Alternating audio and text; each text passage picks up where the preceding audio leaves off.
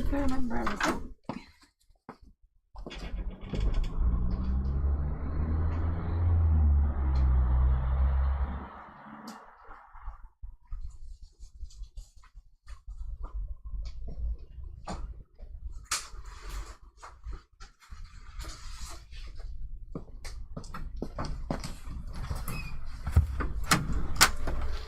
Okay.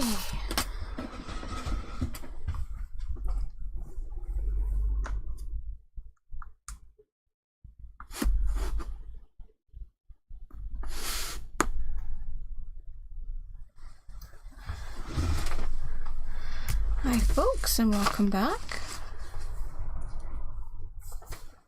We are going to be sewing my kitsune tail today, so let's get started.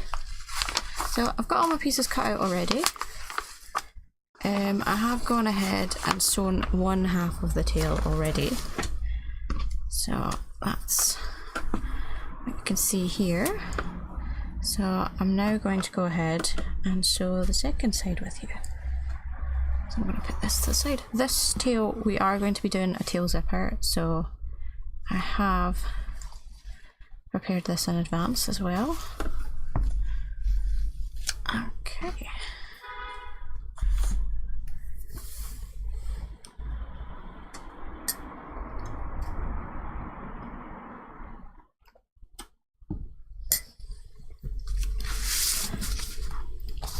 So when you open your PDF,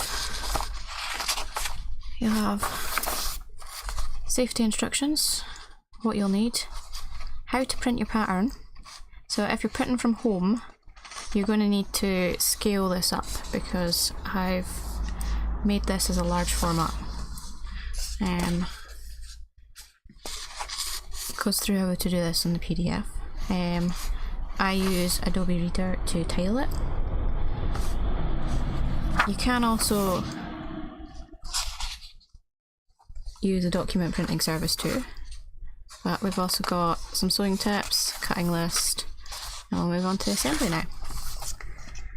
Okay, so first step, obviously, cut everything out, get all the materials you need, decide what your pattern's going to be. I've left these as one big pattern piece so that you can decide the design you want on it. The design I've gone for is quite close to what's already on there for the style lines. Yeah, wait, that's number 3, number 4. I have also used the cut guidelines as well that are on there. That's number 4 there. So the numbers on these just now are just ones that I've made up to keep myself right. So for every cut you do, starting from the base you'll label 1. As you go through the tail, you'll label however many pieces you need.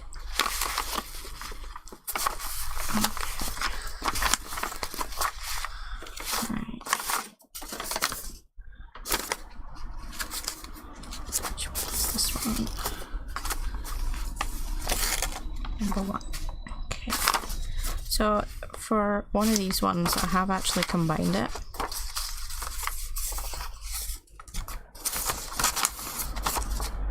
So this piece is 2 bits stuck together. So I'm now going to get rid of all the paper here because there's a lot of paper, and I know which bits go where. Okay, so there's some other preparations we need to do as well.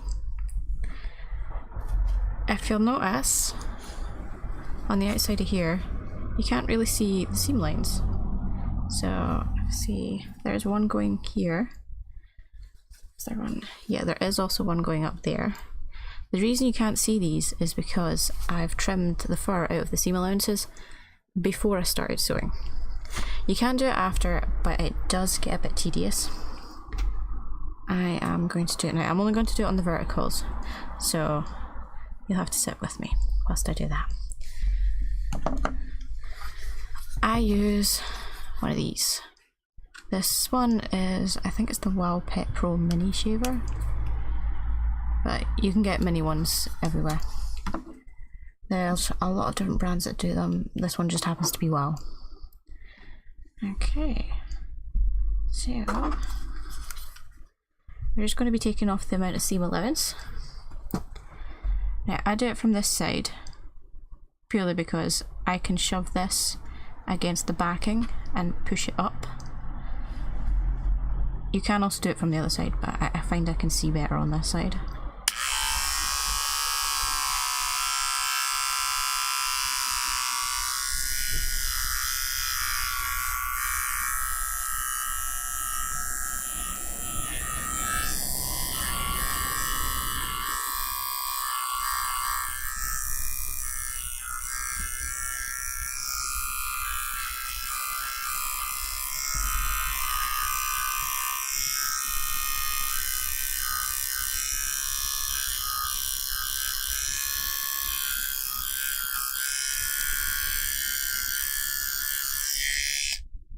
Now the other thing with this is this wee guard here.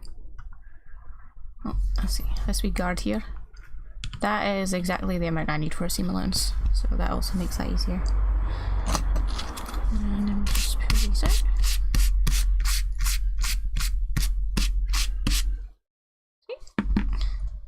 And then if we look up, that is gone. So now I'll do this on them all. This will take a few minutes, so if you just want to go away and do something, feel free to.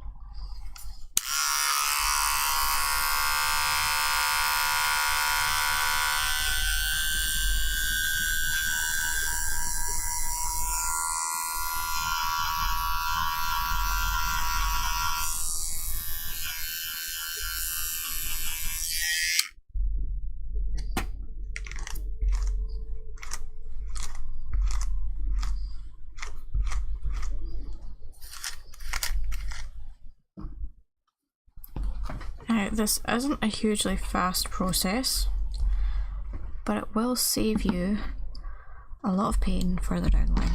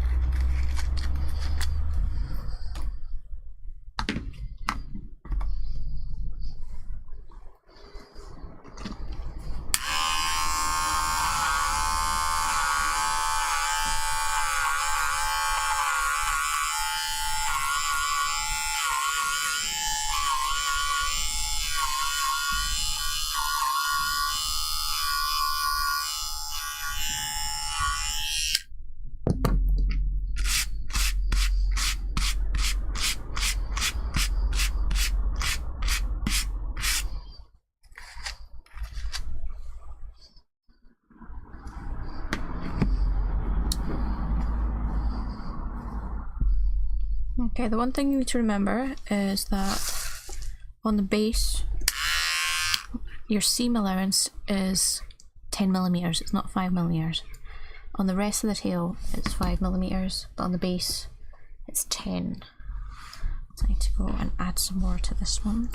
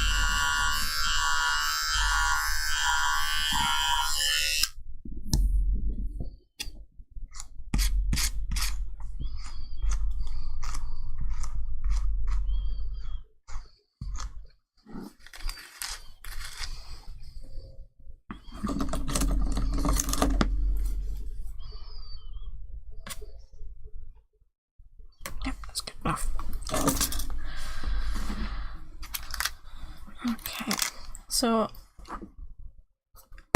by doing this, you don't have to manually cut this out of every seam after it's sewn. This is horrible stuff. It is a nightmare to pick out of seams. So it's easier if you just do it before. If you don't have one of these, definitely pick one up. They're only about 10-15 quid. Amazon, eBay, you can get one really easy. Do it, you'll save yourself so much. Okay, so now I'm going to pin the vertical seams together on these two bands of colour. So this is the top of the tail. I'll need that later.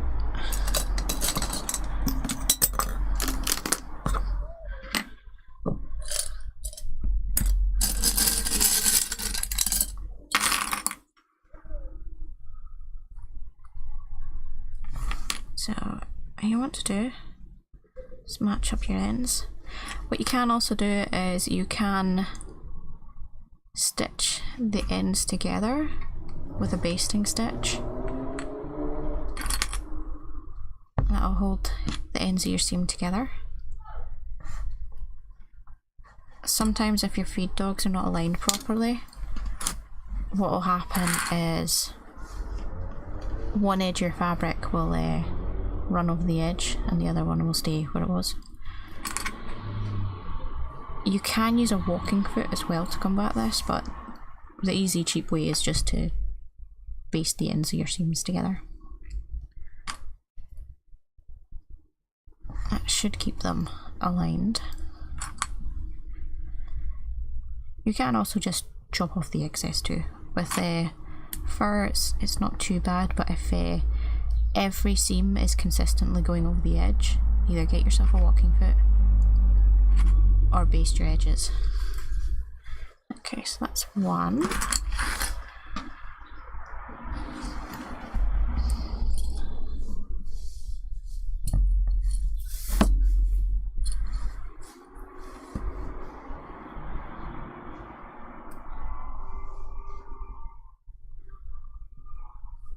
Remember to tuck in the fur at the end too. So what I'm doing is I'm just tucking it under. You don't want to sew your seam and pin it like this so that you can see all that fibre.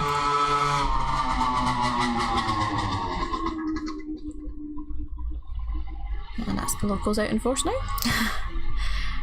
You don't want to see all of this fibre sticking out as you're sewing through it, because that'll do that on the other side, and you don't want that. That is what we're trying to avoid.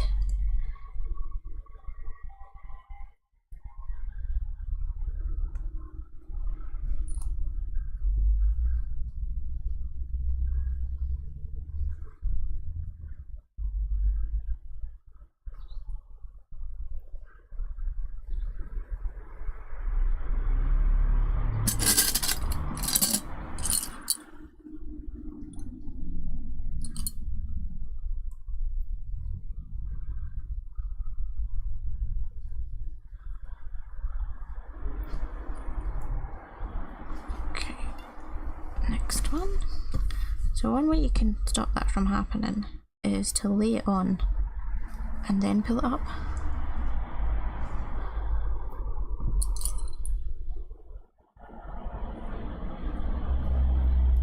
It just saves you having to poke all the edges down. You still have to do a wee bit, but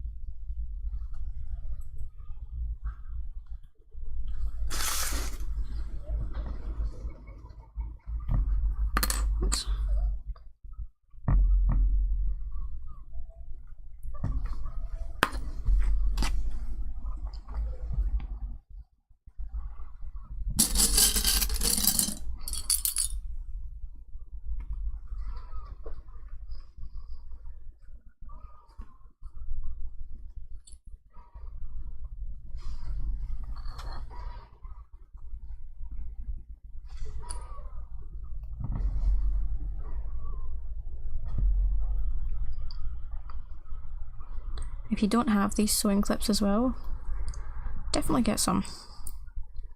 They will save your fingers.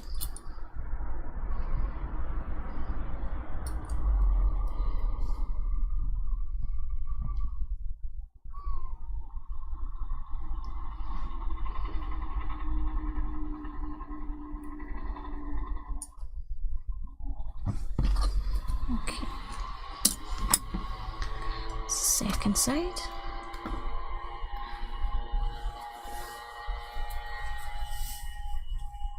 I do apologise for the quad bike in the background.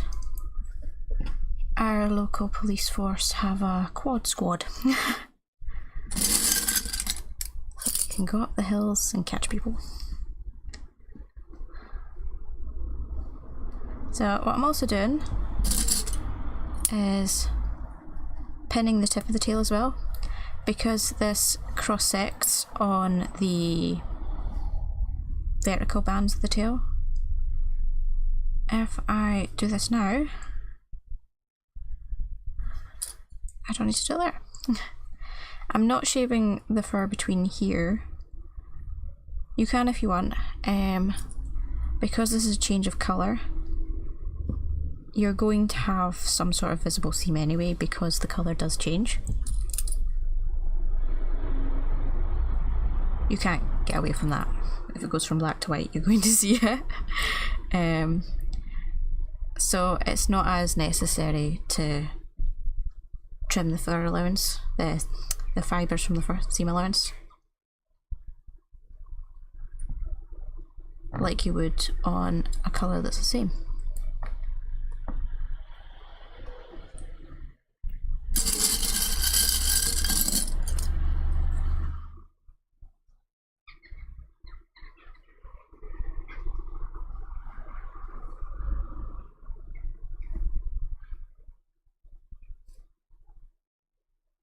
One thing you have to remember is when you've got points or anything like that, what the pointy side is always going to stick over the side that goes in.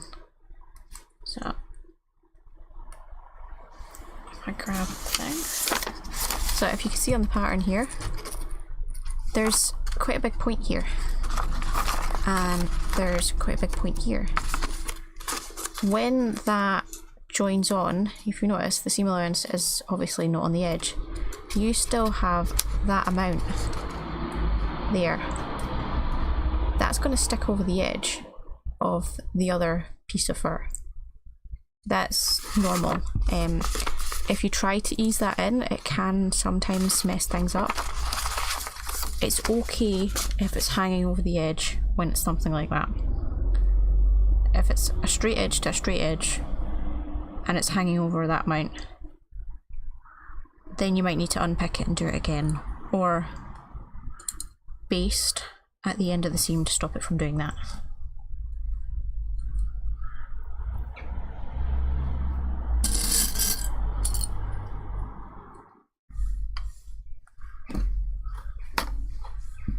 Yeah, so I'll just throw on a couple more pins on here since I've got some spare.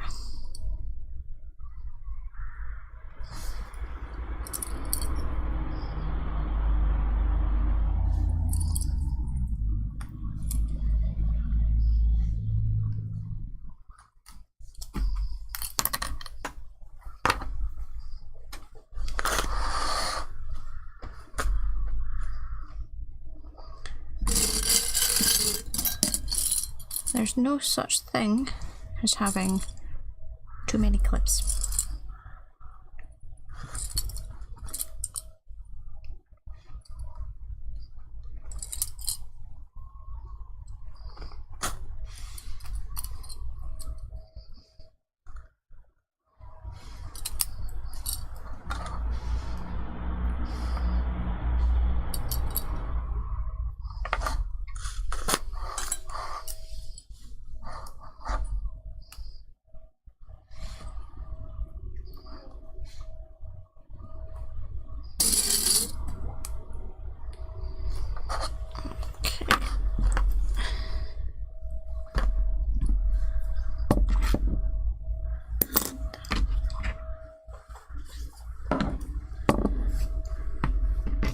Right, now it's time to sew.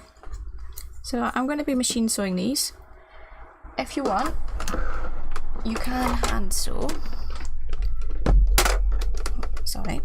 However, if you are hand sewing a tail like this, you're going to want to chop off the seam allowance.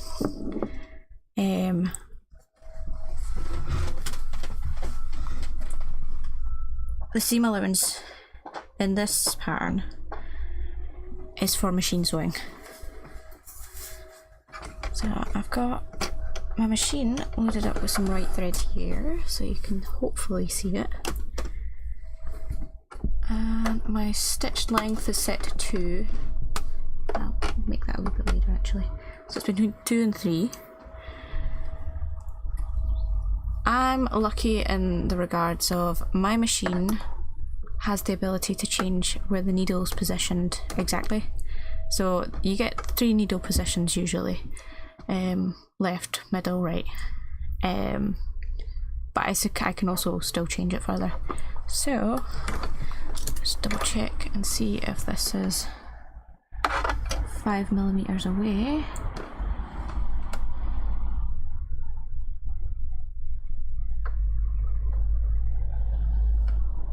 So I use the edge of my footer as a guide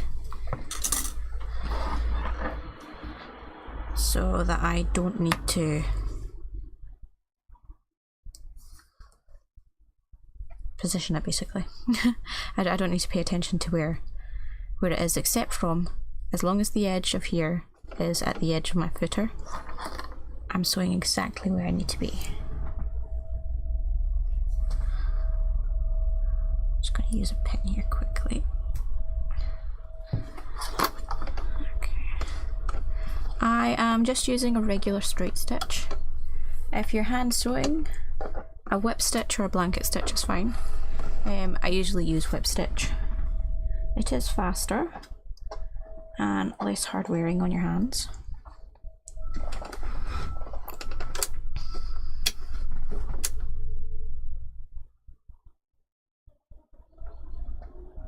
It helps if I've turned the machine on.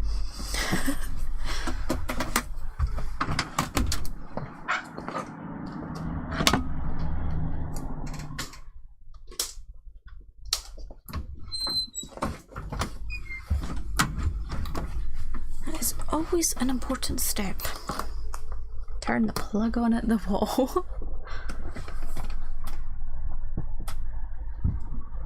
Okay.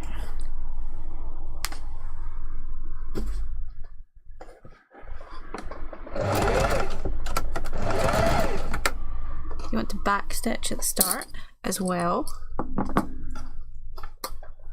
so it doesn't come undone.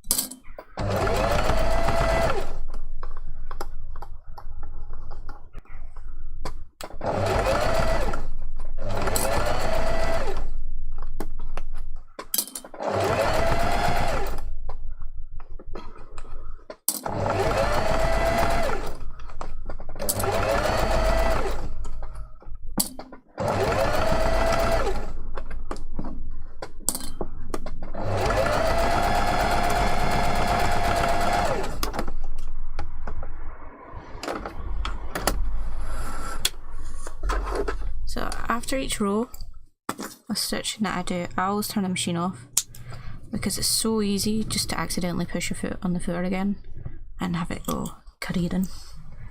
I've done that too many times. But also you want to check if your stitch line is where your stitch line actually needs to be. So this one looks good.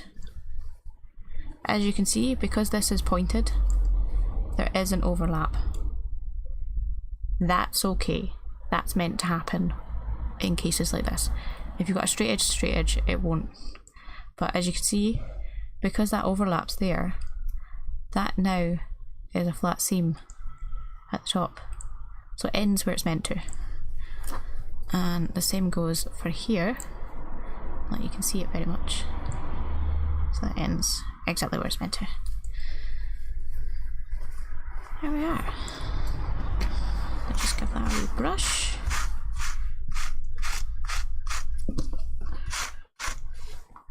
And we'll stick this to the side. So, next point. Let's move this a bit closer.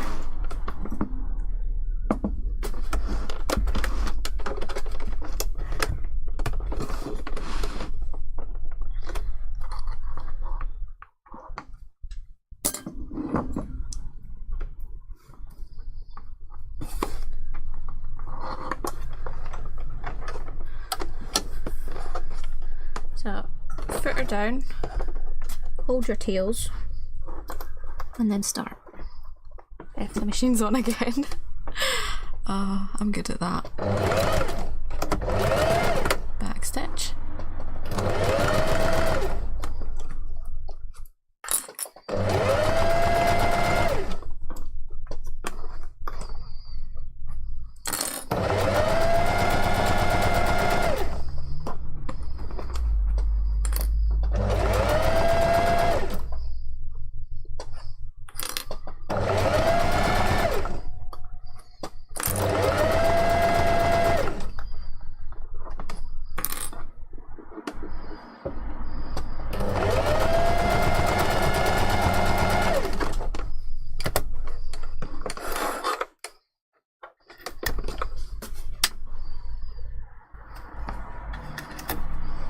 So if you just remove the thread ends as you go, you can also see there's no fur that's trapped in there. And when we brush it out,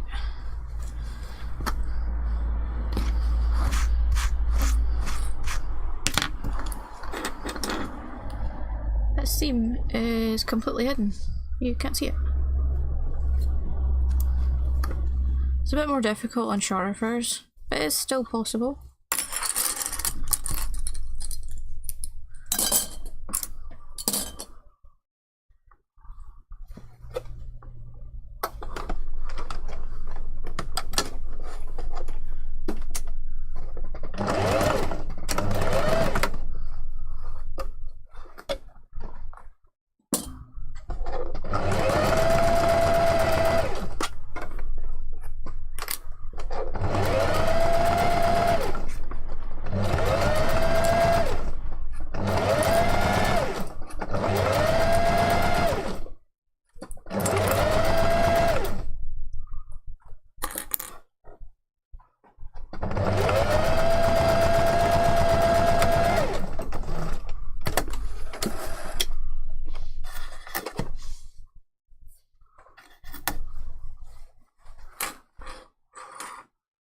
Again, that's fine.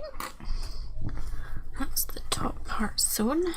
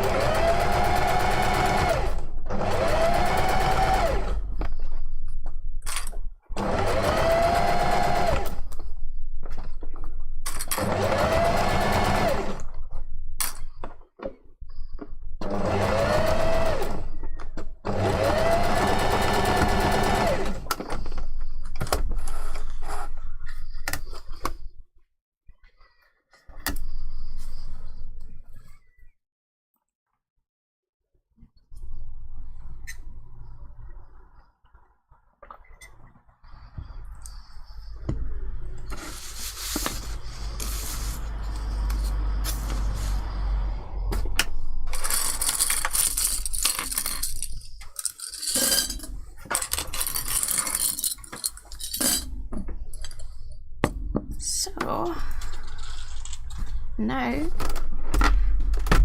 we get to pin again. So we've got the tip of the tail, the bottom of the tail, that's the underside, and the top side. So you can see here, this one comes together in a sort of like T shape. So I need to sew these bits together first before I sew this to this. So that's what I'm going to do. However, what I do when I'm pinning is I pin this all together. I'll pin this fully to the end, but with this one I'll leave a gap, so after I sew this up I can then just go and add another couple of pins and then sew that. So that's what I'm going to do just now. And after that we get to add the binding for the zip edge. So because we have these handy wee lines here, we are going to use these as notches to line the tail up. Your colours might be different, so you might have different notches to line up. What you can also do is you can go ahead and baste these ones as well if you want. It's not necessary, but if you have a problem with your tail twisting or anything like that later on, and you notice that these don't line up, that could be an area where you could improve upon.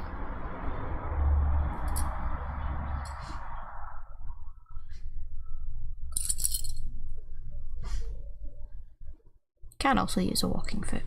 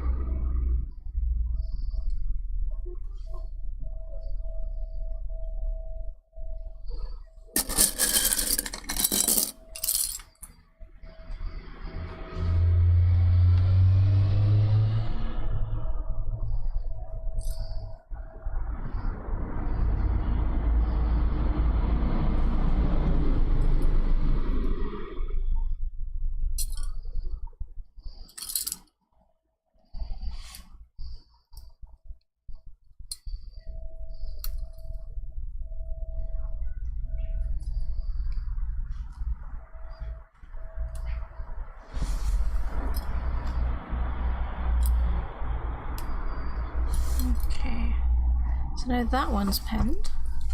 We are going to pin this one on.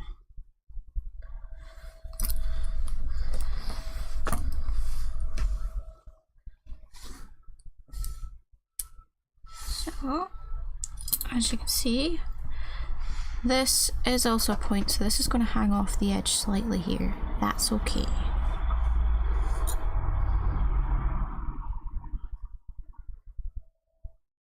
Just remember to tuck in all the extra fibres.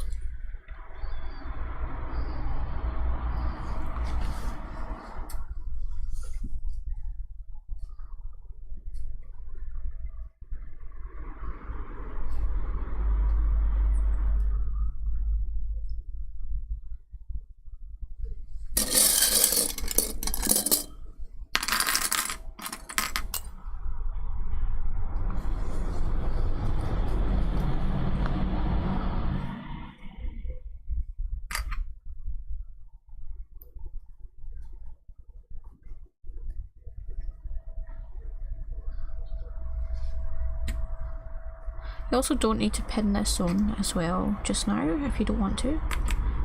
You can go and do it later after you've sewn this first seam, if that makes it easier for you.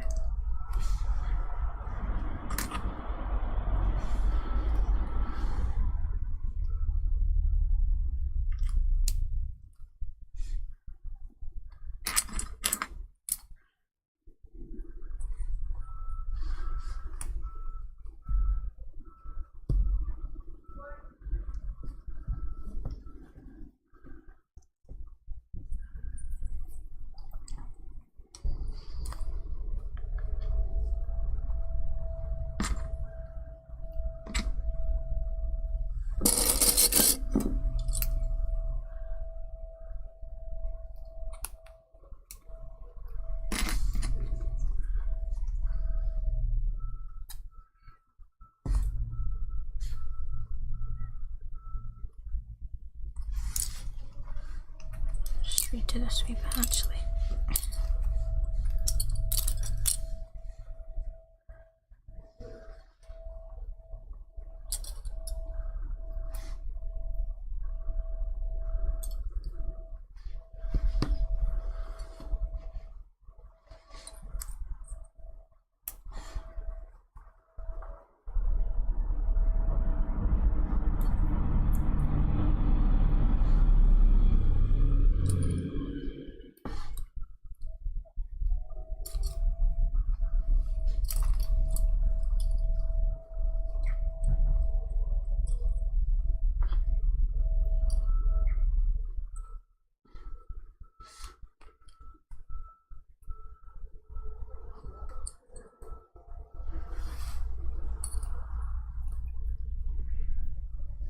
So what I'm going to do is take off these ones either side, so I have a gap, and then put this back where it was before.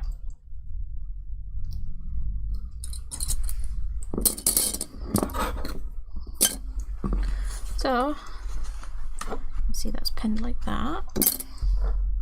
I'm now going to sew this vertical seam, and then I'll come back and sew this seam.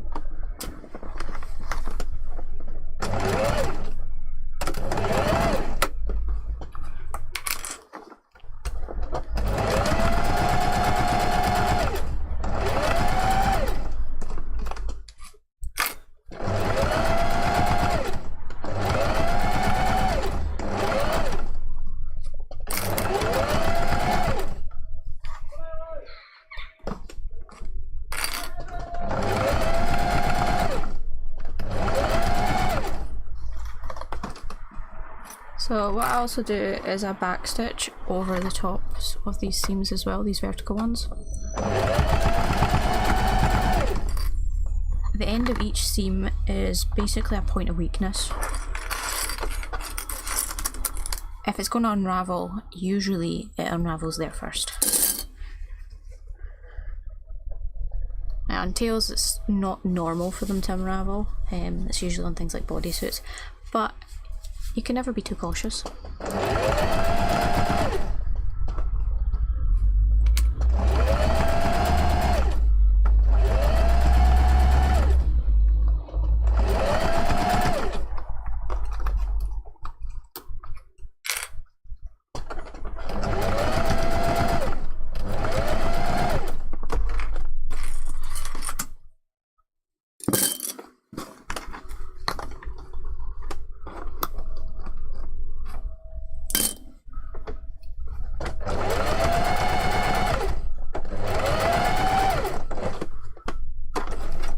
Doesn't hurt to check and see if your seam is actually lining up to where it should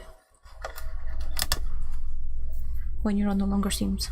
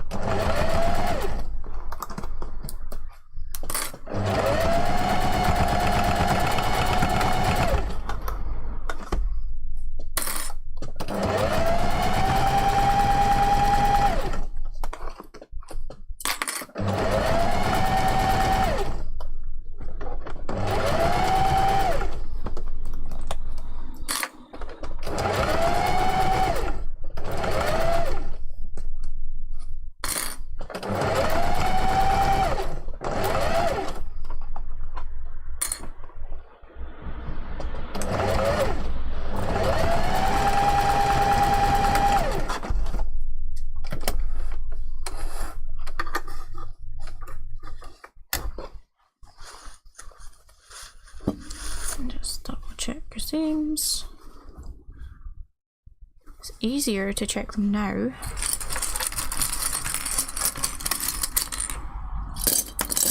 than at the very end when you're ready to assemble the tail, well, stuff the tail. If you do it now,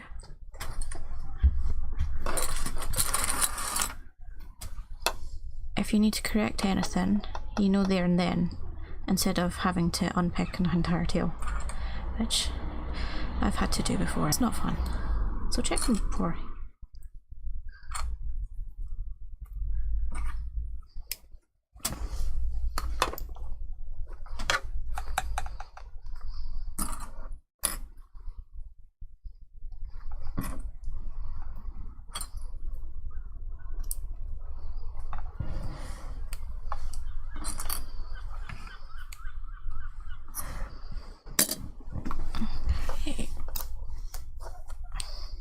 So you can see we can now sew this, and then that will be one half of the tail sewn together.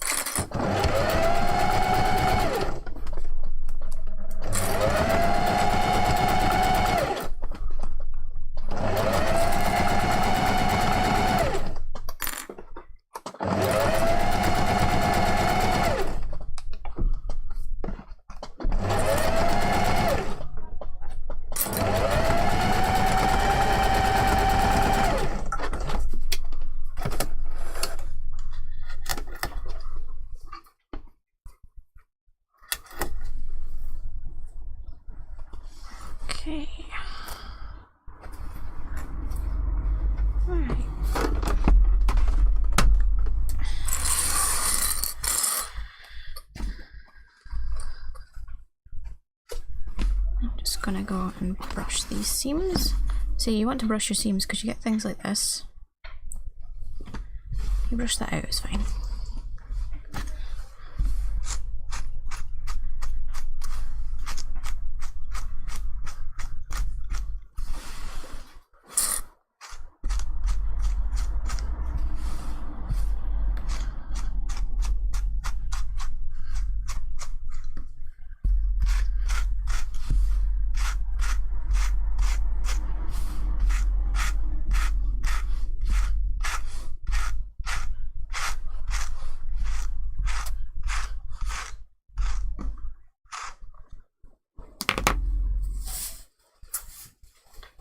So now we have the two halves of the tail sewn together. What I also need to do, since I'm going to put a zip on the underside of this tail, is I need to match this up and sew a piece of binding onto this other side. So let me see where this is.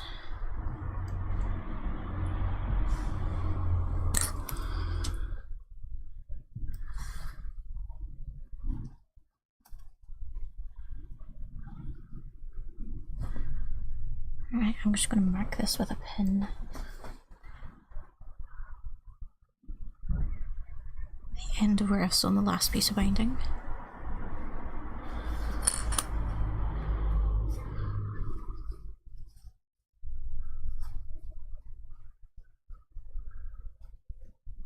Because I need to I need to trim the fur from the seam allowance where the binding is. Oh, thank you, Synth. I'm always happy to help. Even if it's not for one of my patterns, I'm always happy to help. Okay, so I've marked where I've put this other piece of binding. To know how long your binding needs to be, measure your zip. Where the zipper ends here. Because this zip is actually a wee bit long, I won't be fully exposing this zipper, because this is an open-ended zipper. It's better to use a closed-ended one when it comes to something like this, but this is all I have, so this is what I'm using. Usually you'd make it the same length as a zipper. But because I'm sewing this a wee bit down, this is going to be hidden from here, so that doesn't matter. But yeah, just make it the same length as your zipper.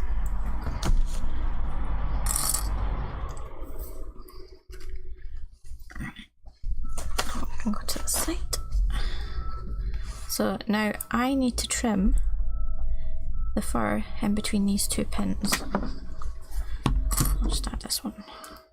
Add these clips so you guys can see it better. So I'm going to do the same as what I did when trimming the vertical fur seams.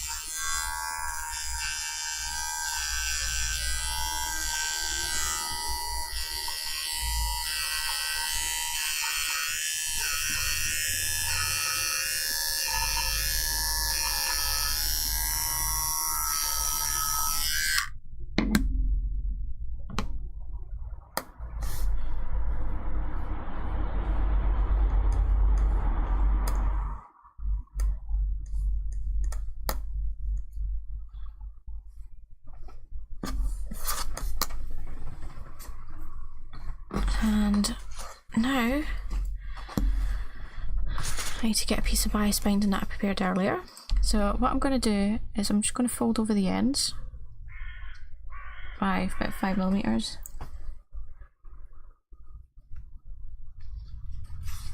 This just means that the end of the binding isn't raw.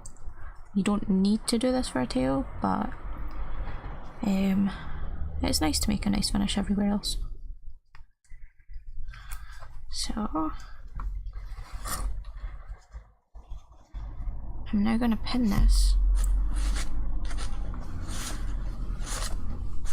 like with this one, and I'm going to sew it just down with a straight stitch, back tack the ends. But as you can see, when I fold this over, that has a nice finished edge. I will be folding this other edge under as well and hand sewing that down, but that comes a wee bit later. So just gonna match these up.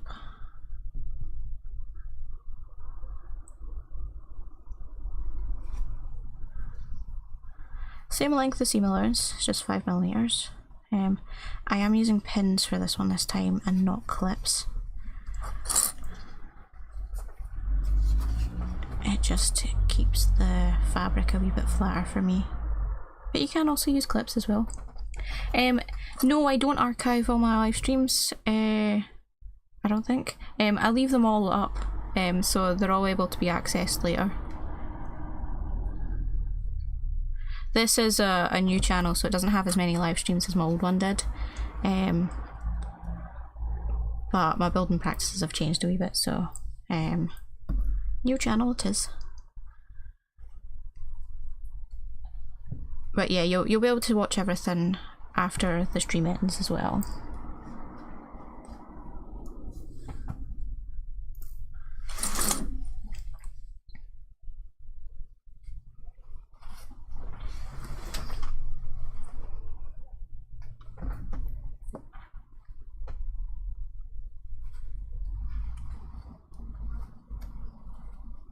Again, you absolutely don't want all that sticking out.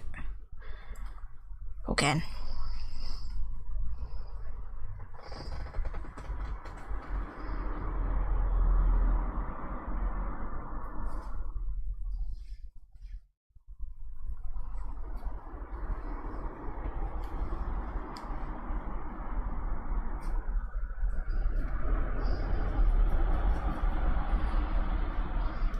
So there isn't instructions to do this in the actual PDF.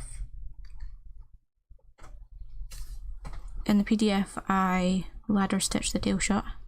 This is actually where we're going to close the tail later on after we stuff it. So you can either ladder stitch it or you can add a zip. If you're ladder stitching it, the hole is a wee bit smaller. That's actually marked on the pattern.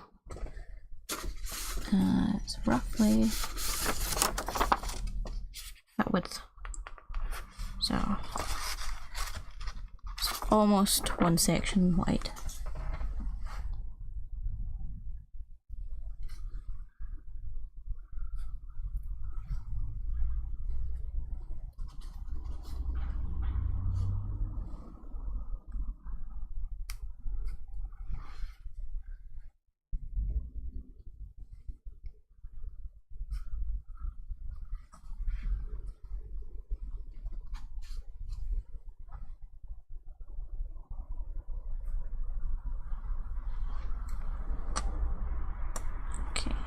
Enough.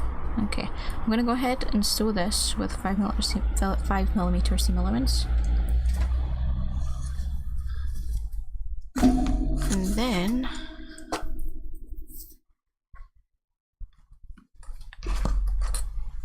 I get to sew the rest of the tail together. So this is just a wee quick one.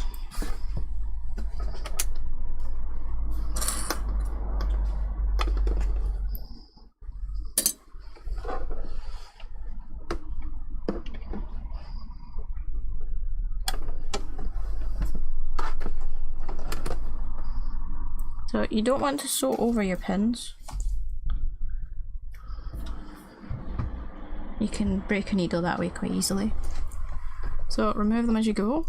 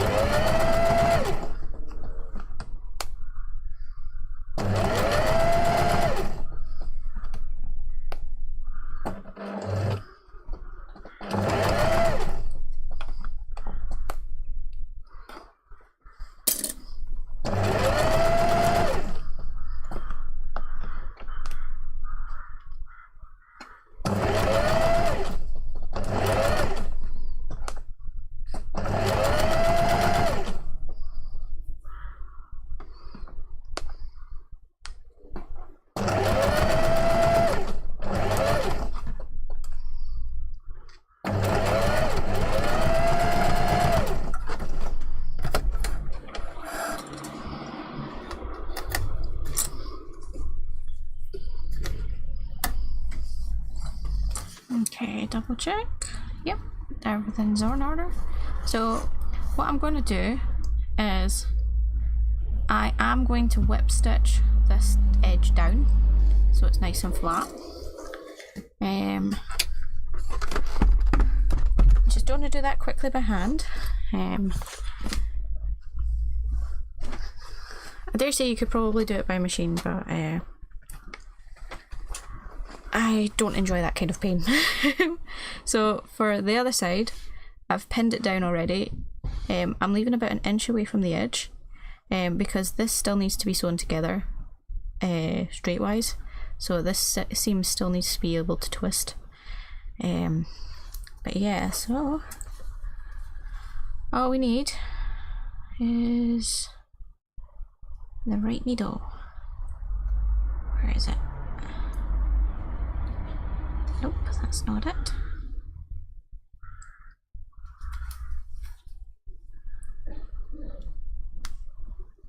I put it in a different place, didn't I? Right. There we go.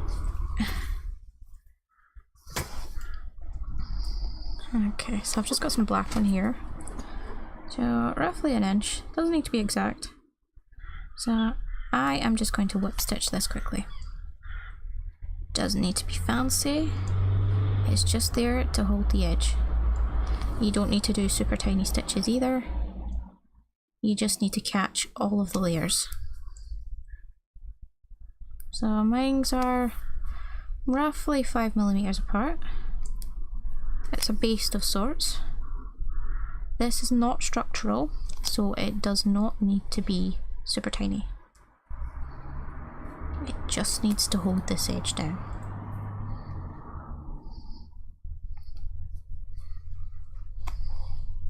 Now you might want to do a tack and stitch where this meets the seam. Not seam, the vertical seam. And just knot this here a wee bit. And then just continue.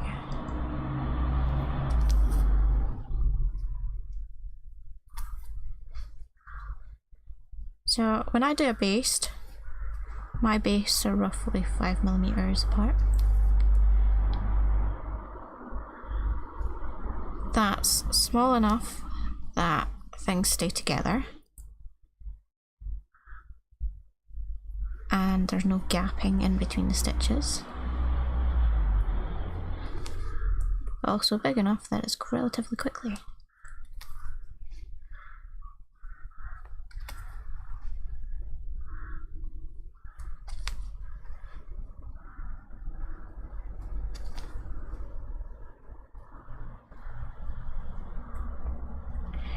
Yeah, this is a wee bit tricky to do on the machine because of the fur fibres.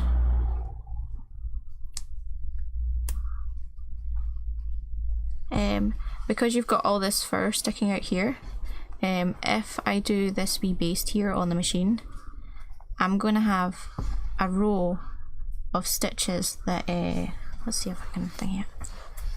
I'm going to have a row of stitching like here, and that's going to all stick out. Whereas we want this to come together and hide where the zip is. But because we also want the zip teeth to actually go over properly without catching on the fur, that's why we've got this wee piece here. And that's also why we've shaved the inside of this seam here too.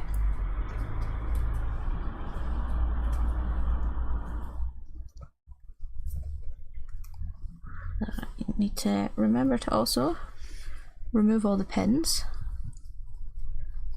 So just knot that at the end there. I like to leave long tails. If you leave a long tail, there's room for you, if that comes undone later on, for you to stick your needle on and sew it back down again.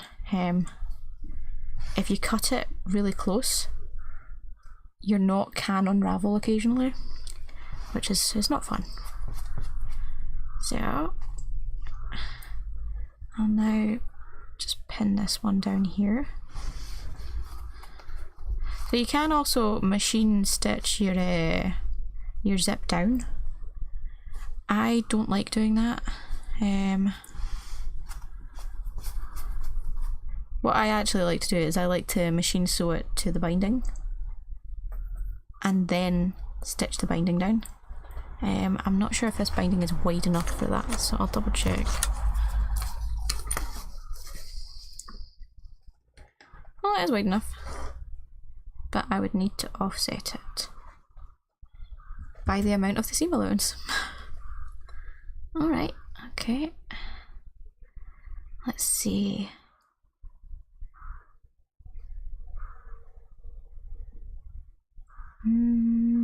Yeah, let's do that. Okay. So I'm going to take my zip apart. So there's a number of different ways that you can actually attach this zip to this piece of fabric. You can stitch this down first, and then you can have all your nice pretty finished edge, and then you can stitch the zip on top. I would do that by hand. I prefer to sew my zips in by hand. There's just less fiddling with this giant lump of plastic here. So you could do, also you could stitch it to your binding and then stitch it down. You could just stitch them both down at the same time. That's also an option. But because we've also done this stitch here, that means things are nice. If you just finger press this, they're nice and flat there. Whereas before, it sticks in, and if you try to pull that round, you've got to fight a wee bit. So I'll stitch this other side quickly.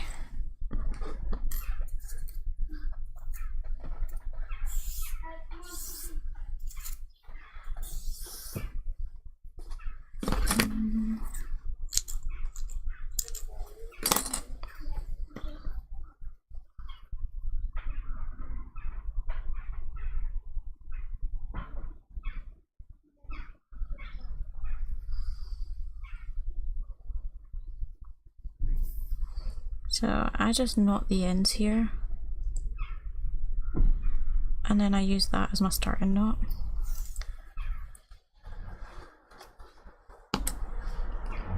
So an inch from the edge, I just go through all layers, and then at the end, before I pull through fully, I stick my needle in between the two threads, pull it tight, and then that's not coming out. It's nice and secure.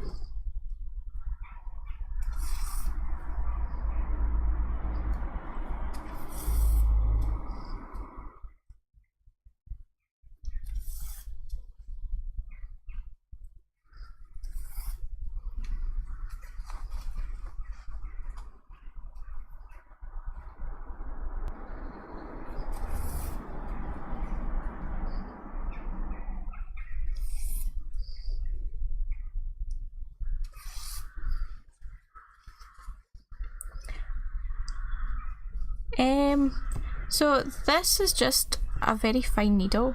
How long is it? It's about 5 centimeters long, but I put a bend in it. I don't know if I can see that there. I'm not sure if that's focusing or not. I've got a delay on my side. But yeah, so I put a bend in it for like where my thumb can sit, and then I do this with pliers, and then I make the tip go up a wee bit, so it's slightly curved. As far as I know, this is called an S-shaped needle, but this was a straight needle that I bent in order to make it look like this.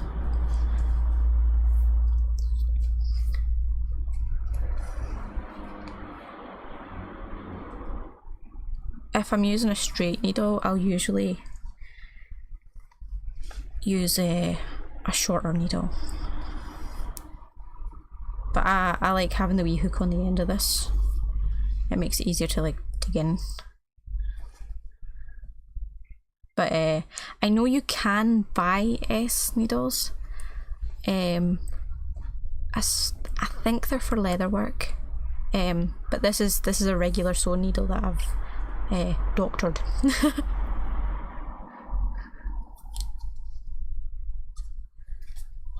I always found that when I was actually sewing with a straight needle, mine would always have a bend in it by the time I was finished using it the first time. It might be because I put a lot of pressure on the needle. That could be it. But that's just what I find comfortable. Other people use a curved needle. Other people also use a straight needle too. But I've always found this shape my favourite. I have actually been trying to find a place where I could buy them in the UK, because it seems like you can get them a lot easier in America, but in the UK we just like straight needles. Either straight or curved. We don't have any in-betweens.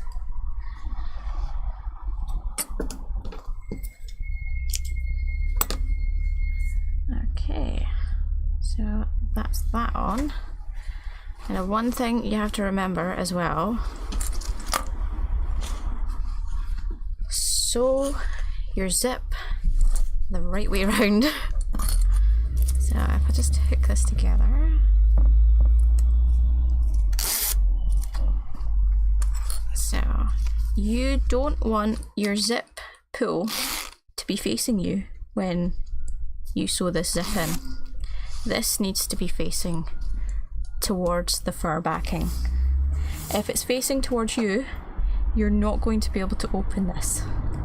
If it's facing towards the backing, when you open it on the right side, the zip pull will be on the fur edge, so you'll be able to open it. Right. I am going to, let's see what the position is like.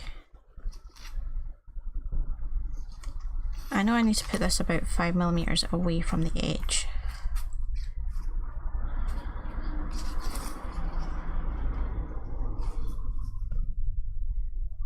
So I will do it here.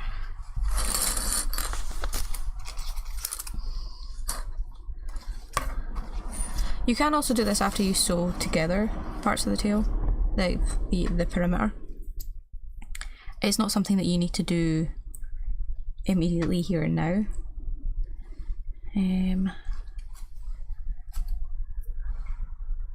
You can mix these stages up as you prefer. You just need to remember to keep the fur edge out of there because it is sticking in. So I am using pins again for this instead of the clips. And when it comes to sew the perimeter of the tail, I will be using clips again. So I'm just going to separate this so it's a bit easier. So I am doing this by eye. For this, your teeth should match up with the edge of where you've sewn this binding.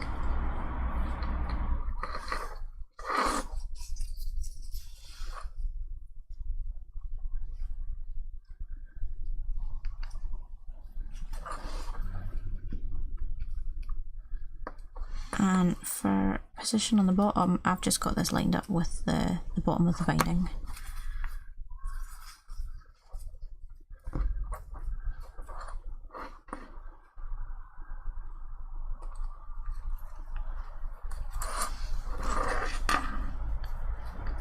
So I'm going to pin the other one in the same position. The other one will be easier because it doesn't have the bulk of the head of the zipper.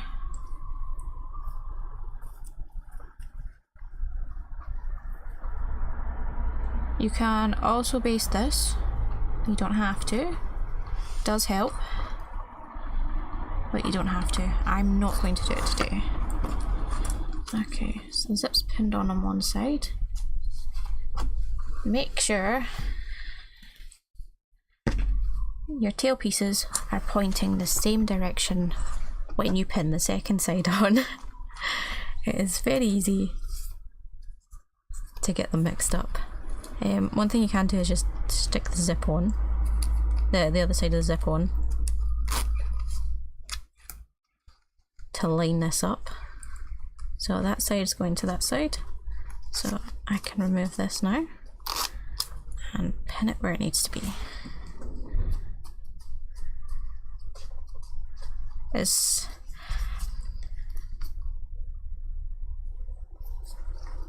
Getting these sides mixed up is something I've done far too many times to count. It's okay if you do it too. Just double check before you sew that you are sewing the correct side to the correct side for your zipper.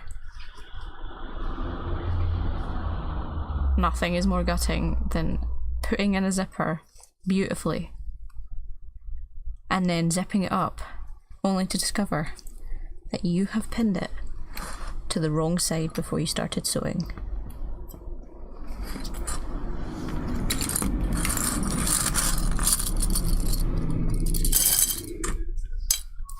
Last time I did that, I had to go and have a cup of tea.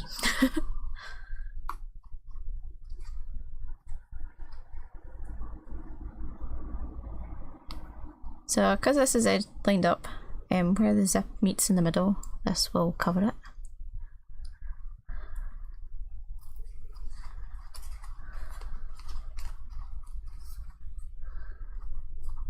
Just keep remembering to pull the pieces of fur out the way.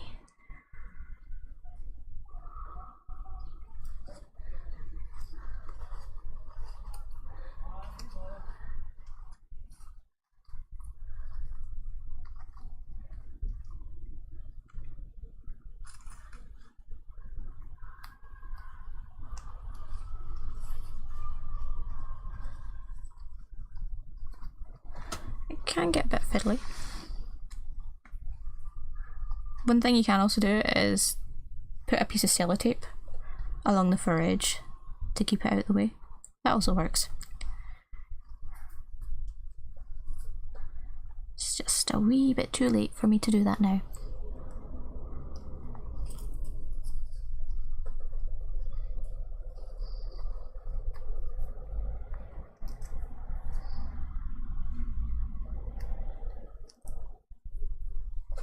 Okay, that's that pinned. Now we get to sew it.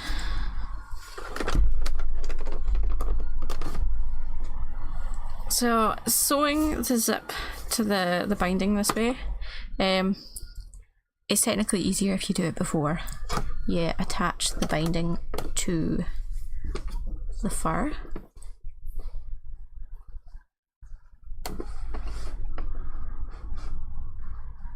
But I did not. Just get position this. So I'm going to use this as a guide again for the edge, but I'm also going to change my needle position to the far left.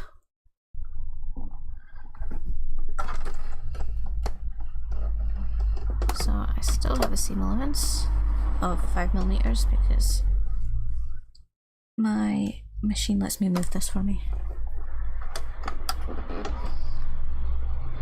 You can use a zipper foot and get it as close to the teeth as you want,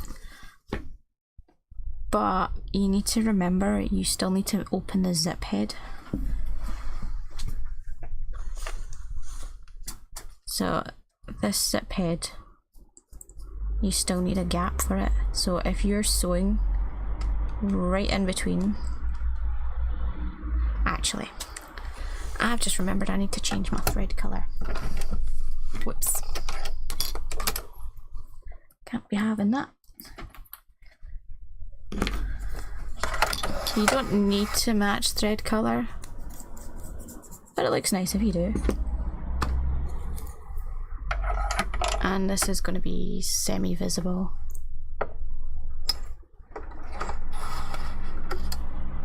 Just take a second.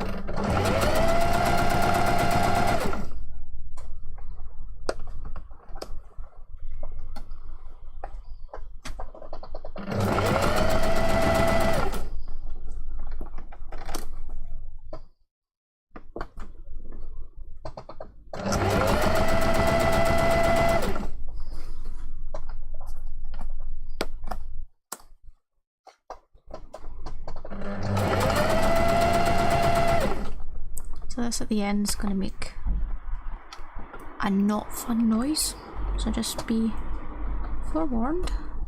It is towing through plastic at the end here.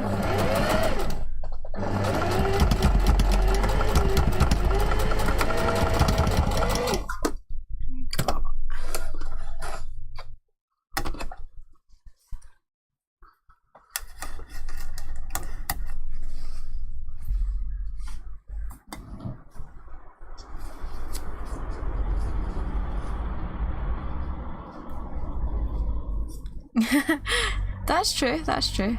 It can be seen as done on purpose. Usually I do it on purpose, but when it comes to like right beside a zip, I usually make it the same colour as zip. So that's a zip sewn down. We will still need to sew this to the far side as well, but I'll just do the next side of the zipper.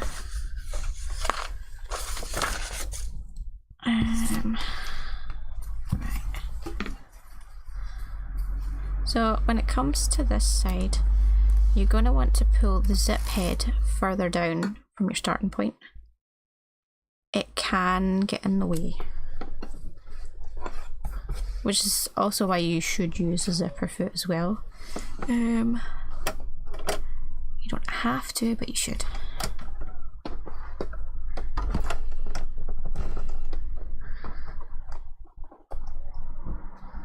Okay, this is also starting through plastic on this side as well.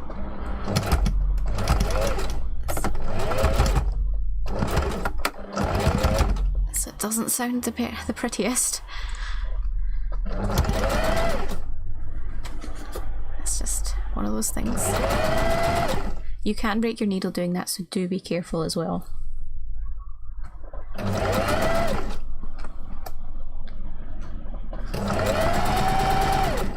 Okay, once you've got down a wee bit, make sure your needle's down, lift your footer and push that zip teeth beyond the edge of the zip, back down to its position.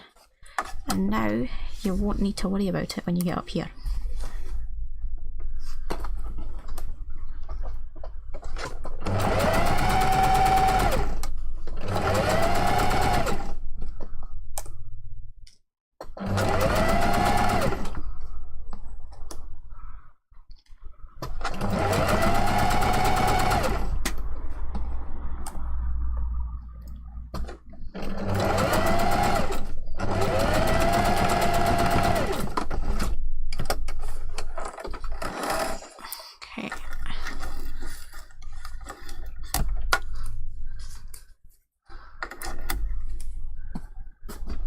So now we have another wee bit of hand sewing to do with this zip.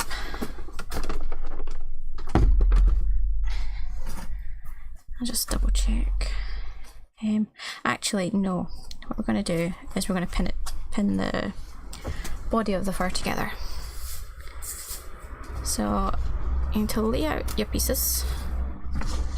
What we're going to do is we're going to match the zip area. I'm going to zip up this zip just now, just so it doesn't separate. So when that is sewn down nicely, you'll have quite a nice wee finish there. But we now need to go and pin these together. So poke all your fur down. I like to start around the zip area.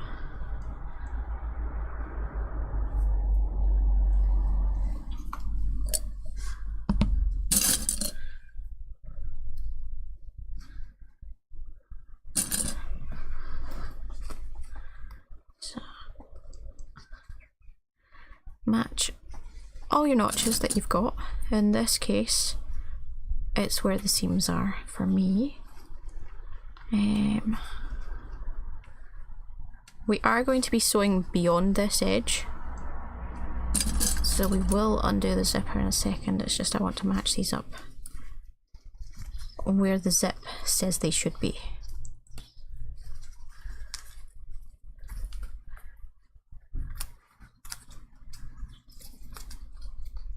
Because you could have the most beautiful sewing and the ends still might not line up. And that's okay. You just need to make sure where the zip wants to go is where you've matched them up. So just added a wee pin on there, so that keeps that in place. So I can undo the zip now and fully undo it. So that we can get in here. So we're not going to be stopping our sewing here. We're actually going to be stopping at about 1 centimetre beyond where the bias tape ends. So you want to make sure that's all nicely lined up.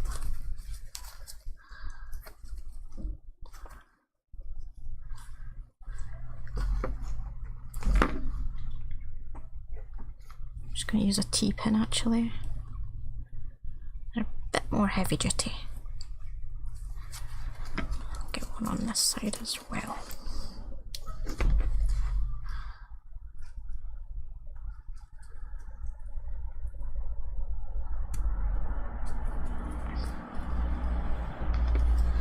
So now we're going to go through, match all your seam lines up, because they will be the same, because well, they should be the same unless you're sewing a tail that's got different markings on each side.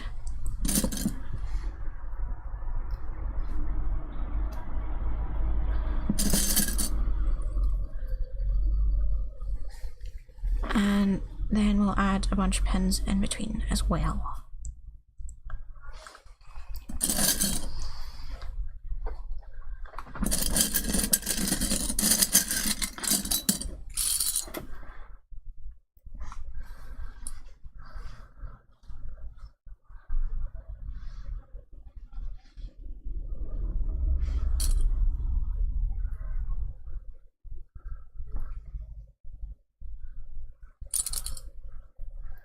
Use as many pins as you can,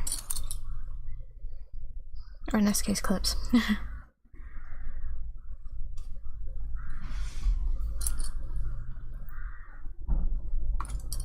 So this will take a few minutes, so if you want to go off and grab yourself a cup of tea, you're more than welcome to.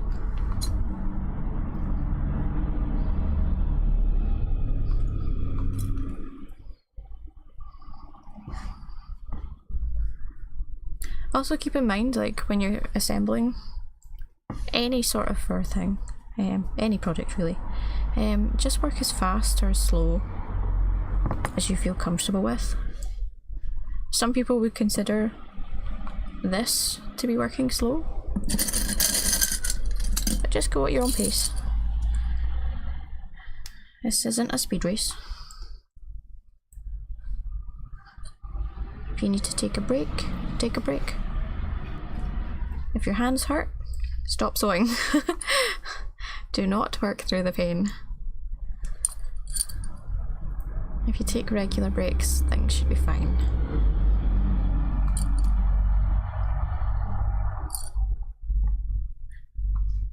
Okay.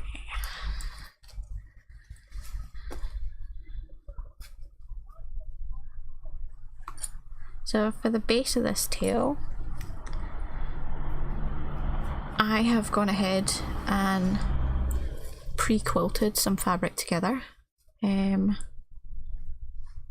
can buy pre-quilted fabric. I usually do, but sometimes it's nice to make your own. You can get some fun patterns. I used to have this one that was tartan coloured. Glaringly orange.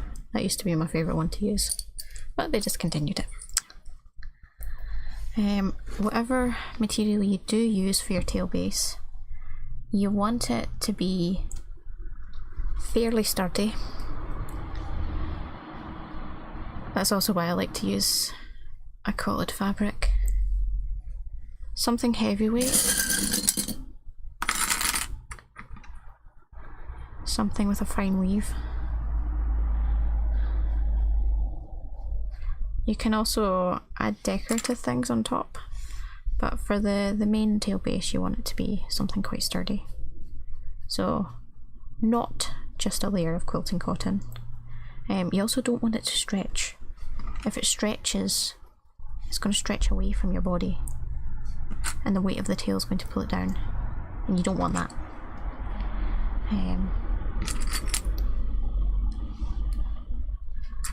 You also need to sew your belt loops down to match the belt that you're actually using the tail with. It's I've got some guideline ones on the pattern, as you can see, for where to stitch, but that's because my belts are thicker, so I use a 2-inch belt. You might be using a 1-inch belt. You might be using a 3-inch belt. Just need to make it the size that you are doing. So there's all sorts of like customization you can do.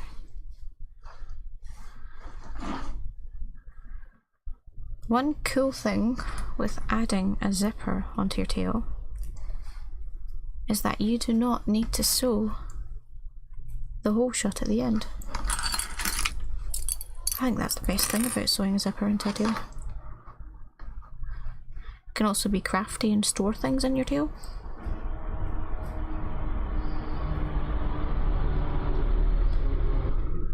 Okay, so this wee bit here is a very small bit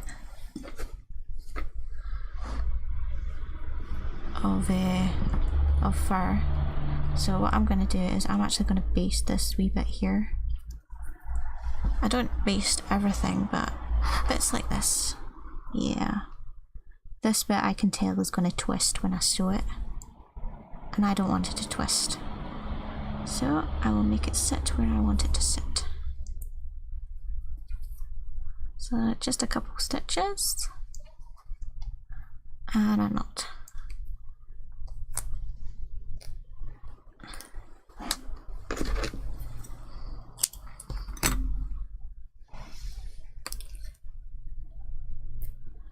I'll probably baste the other side of this one as well. Oh no, that one will be fine. It's just this one.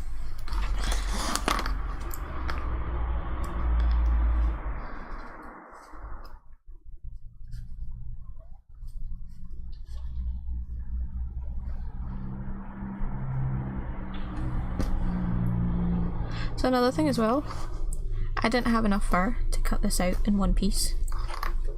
That's okay. Piecing bits of fur together is fine.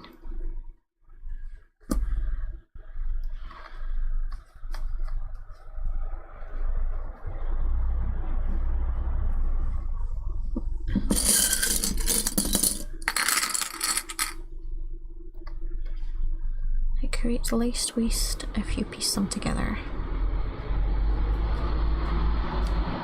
Now you don't want to have an entire patchwork suit, but the odd piece here or there, that's totally fine. I don't have a dragon or lizard or dinosaur tail yet, but I do have one that is made and is ready to go up. I just need to put the instructions together for it. So I've got a lot of different ones actually. I've got sharks. I've got a couple different kinds of shark ones. They're not in the store yet, but they have been. The patterns have all been made. They just need the instructions. So in terms of ones that aren't out in my shop yet, I've got sort of a generic dragon in two positions. I've got one that points down and one that points up. I've also got two different kinds of shark. I also have a cat. I've got the Catix fishtail as well. That one I actually want to do an inflatable core for it. So I've already got the pattern for the inflatable core done. I just need to do some experiments before I put out a tutorial on how to make an inflatable tail. There's not that much information out there, so a lot of this for the inflatable tail core I still need to do some experiments on, but it can also apply to all the other tails as well. Yeah, starting with a tail is a great place to start. A lot of the stuff I do in tails with likes of shaving the seam allowances, you do elsewhere on fursuits as well. Not a lot of people do them on tails, but my reasoning is it's a great place to practice. You're not going to see it. So if you make a mistake, brilliant, fantastic, you can just keep going ahead. It's not going to affect the outwards appearance of the tail. structurally it probably won't do anything either. If you shave a tiny wee bit more. But it'll give you that practice that you need.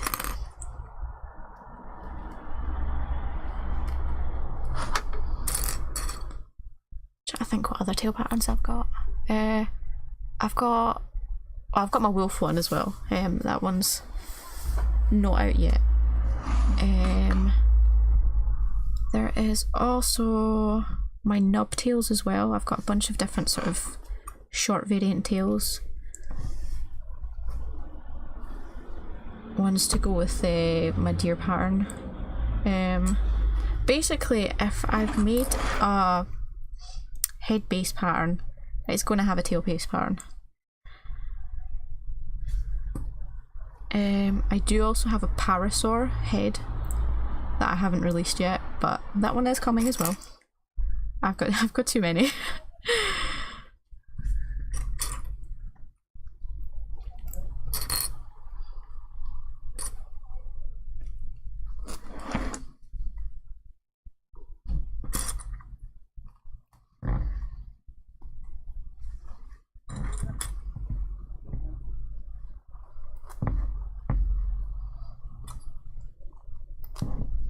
Is the other thing as well with the tail patterns that I've got coming out is I don't just have one size. This pattern, for example, has 3 different sizes in it. You've got your regular, the one that's sort of a nice size to do for a partial. Then I've got my medium, which is usually what I use for bodysuits, full suits. I'm running out of clips. Yeah, so I've got small, medium, and then the large. The large for this tail is almost as tall as me. I'm only 5'1", and if I double check,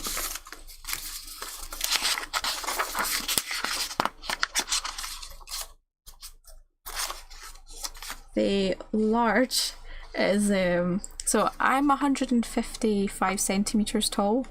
The large tail is roughly about 130 centimeters long. So it's too big for me to model.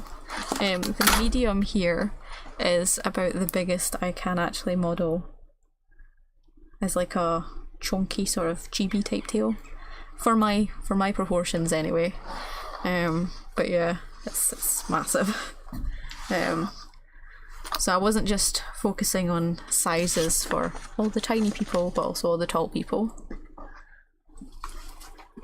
So now that's all pinned. So lots of pins. You get to sew it together now.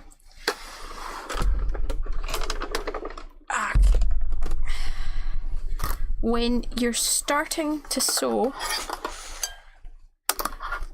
your tail together, you've got both sides done. You want to sew in the same direction, so you don't want to sew from one side of the base all the way around to the other side of the base. What you want to do is you want to sew from the base down to your first gap, which in this case is the zip, 1 centimeter into the zip area. For a tail that you're going to ladder stitch sew, that would be just to where the gap where you're going to sew shot is. So from the base to the hole on both sides. So I will sew this from the base to the zip edge, and then I will turn it around and come back to this side and sew from the base to the zip edge on the other side.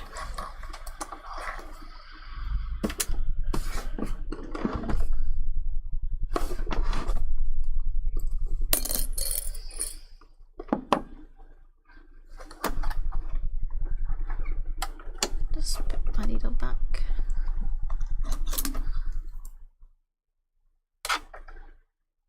Because I moved that. Here we are.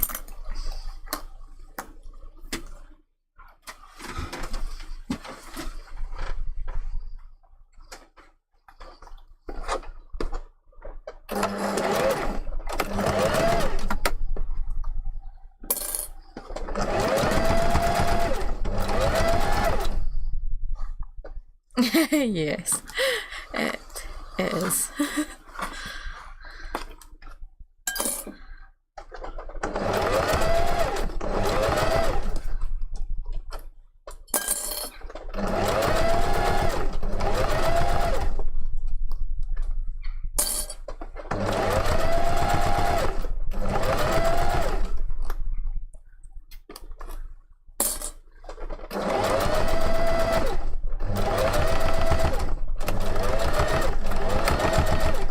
Don't forget to backstitch on your notch areas.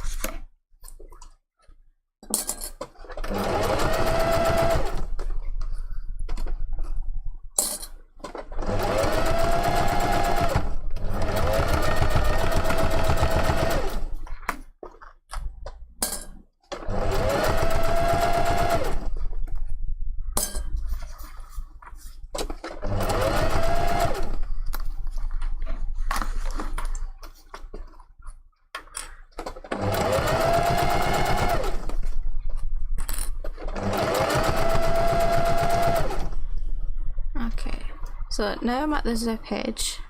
I want to pull these bits of zip to the side, and it can be a wee bit tricky to manoeuvre, but where you can see, well, I don't know if you can actually see it on the video, where your line of stitching is that you sewed for the binding, you're going to come to the inside of it, not the inside of it, in towards the tail. So my line of stitching is here for the binding. I'm going to sew here,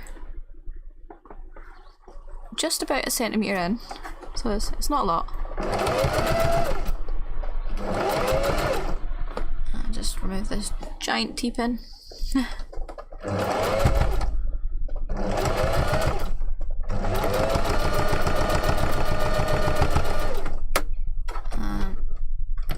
Finish that end. Just double check. Yep, that's fine.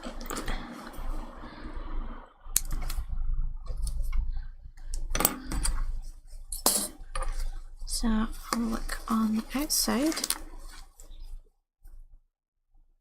That should be hidden. Okay. Now I'm going to go onto the other side of the tail. Now the reason you sew from the same direction is because you can introduce a twist into your tail if you sew all the way around. So say just turn it off. Say I sew all the way around here. That's gonna pull it like that. Whereas if you sew here and here, it's straight. It's parallel to each other. So your presser foot is not going to pull things out of line. You can also use a walking foot again, but you can introduce stretching still, even with a walking foot, if you sew it on the opposite direction.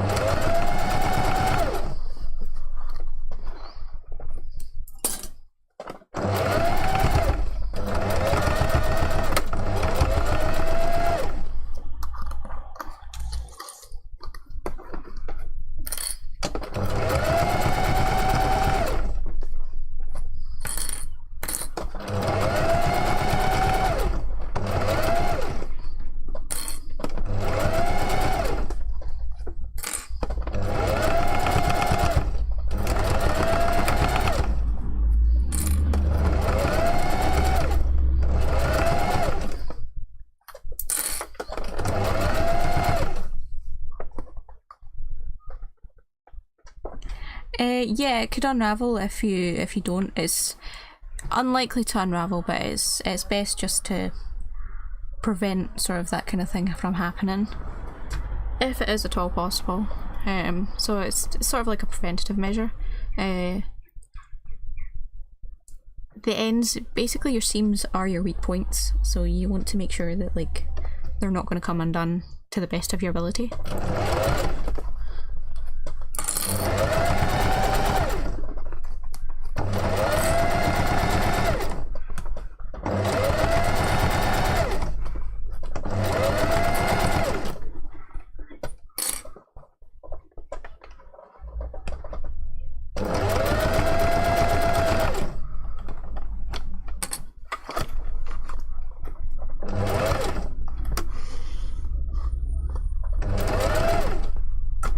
I've yet to actually have one come undone at the seam area like that, but I have been back stitching them for as long as I can remember, basically. It's just reinforcements. I do it on the base of a tail as well, just to be sure, but I do also sew the base of a tail 3 times.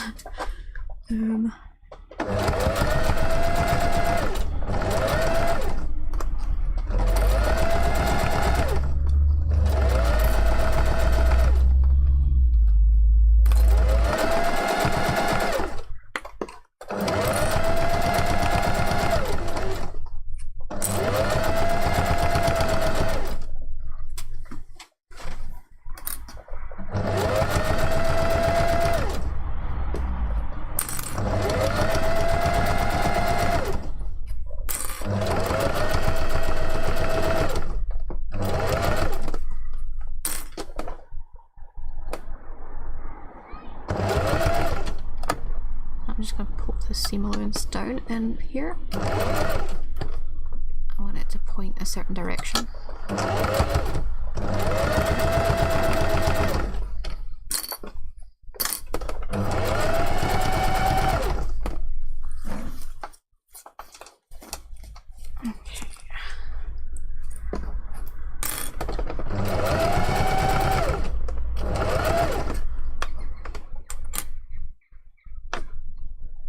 Yep, I do it.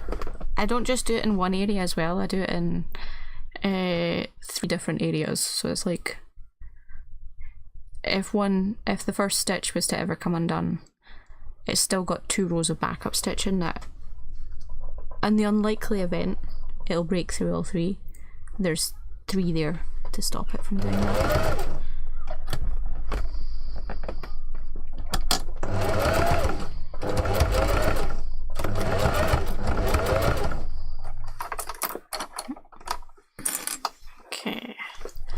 Now we're at the bottom again.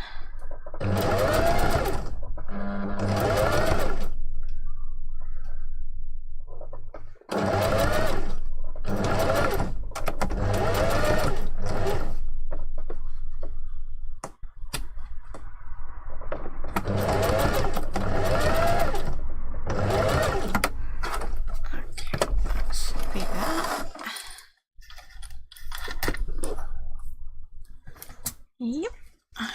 Okay.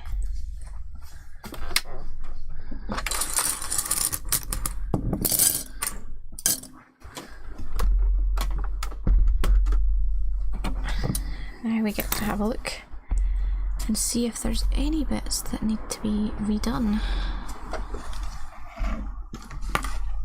Okay. So it is always good to inspect your stitching.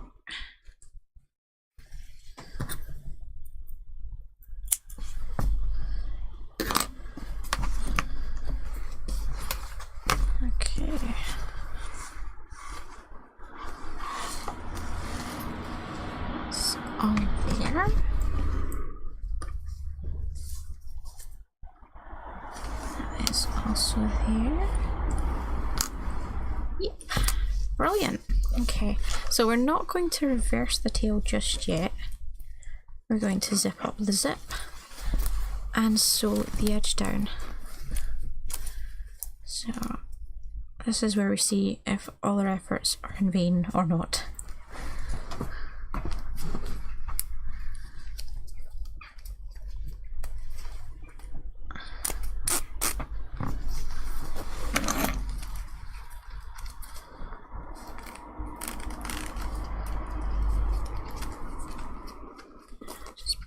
fur back down in there.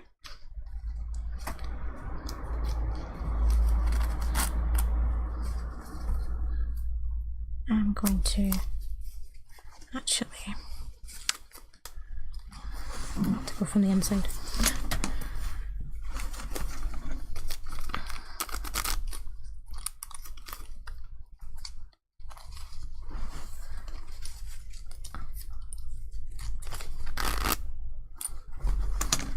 Right. Okay. So now we need to stitch this down on either side so it doesn't come up. This I'm going to hand do as well. Where? Oh, my black's in there. I forgot to put it in the machine.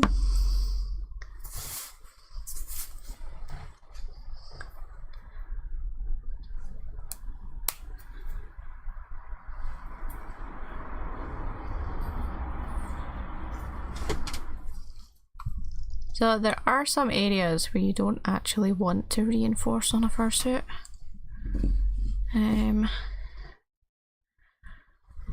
Some areas, like on a bodysuit, like you'll want to reinforce the crotch area. Sometimes the underarm seams, but on a bodysuit, a popped seam is a lot easier to repair than a ripped seam.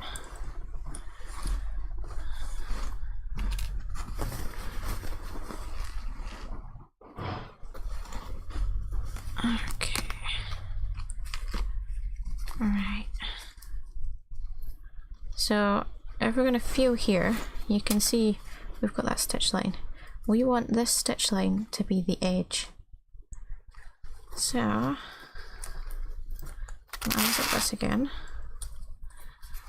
And from the top side of the zip, just because that's easiest for me just now. Let's see if I can get this on the camera and not have it go out of shot.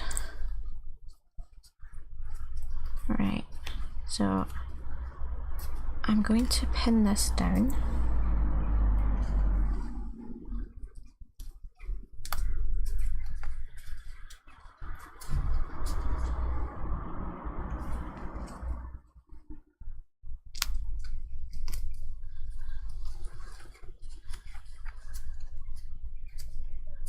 I will be tucking this edge under as well, so that's going to be hidden.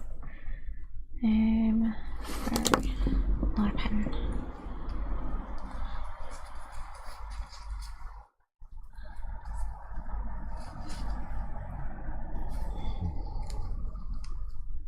Okay, so this works. I can now undo this again. I was double checking if it actually lined up in the position.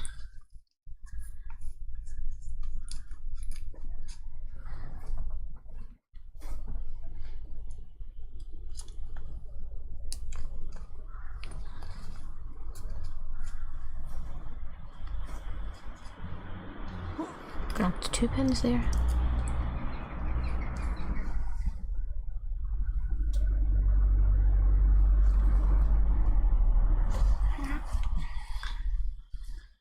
Okay, pin the other side.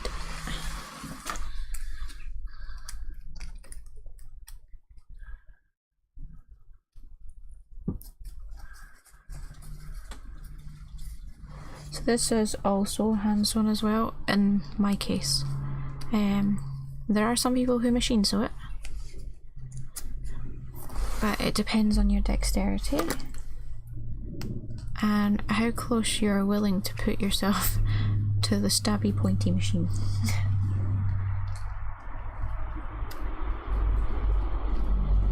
For this stuff, I'm happy going at my pace. Nice and slow. Plodding along.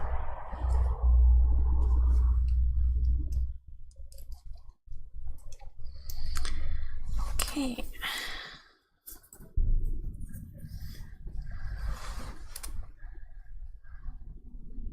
So I am going to poke this under.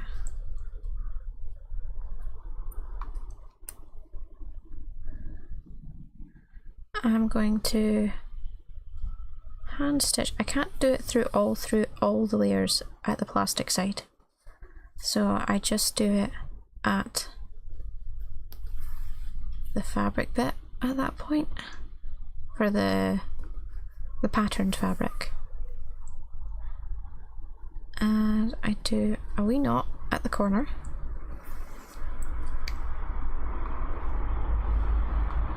And then I work my way up through the rest of it. Just poking this wee edge under.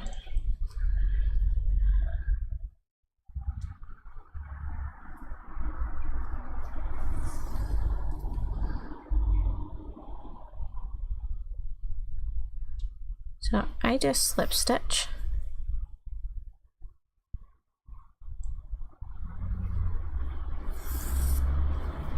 So it's a wee bit more hidden.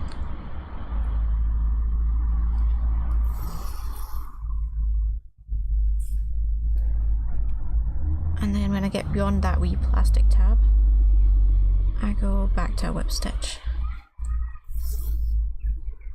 In this case, I do a finer whip stitch than I did on the other edge. It's roughly about 2 to 3 millimeters apart. It's not the finest it could be, but it is still fairly small compared to the basting that I do. You want to go through all layers.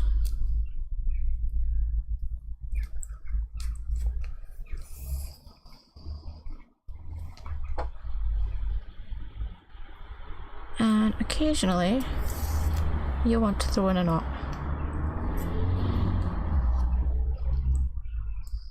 Maybe every inch or so, just in case.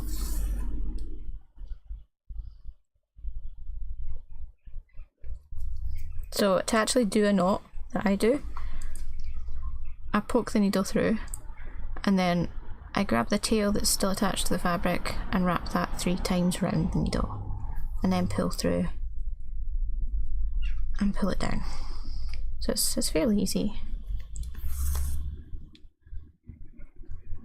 I do find hand sewing quite relaxing, so I have no issues doing this. Other people can't stand hand sewing and they'll machine sew everything. But everybody's different.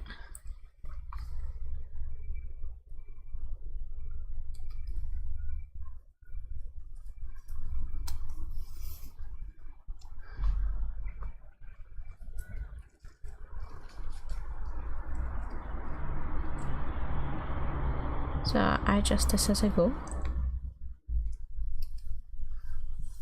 But you'll get a nice finished edge at the end of it. It's a great place to practice finishing skills.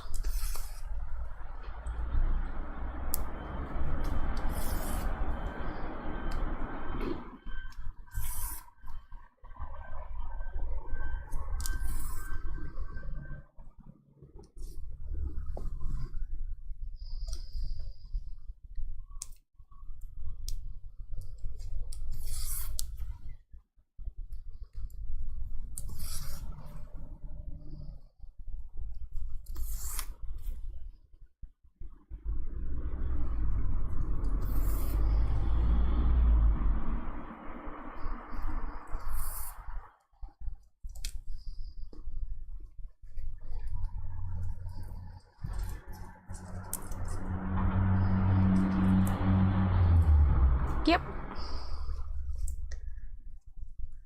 The stitch I'm doing just now is a whip stitch. A slip stitch is fairly hidden.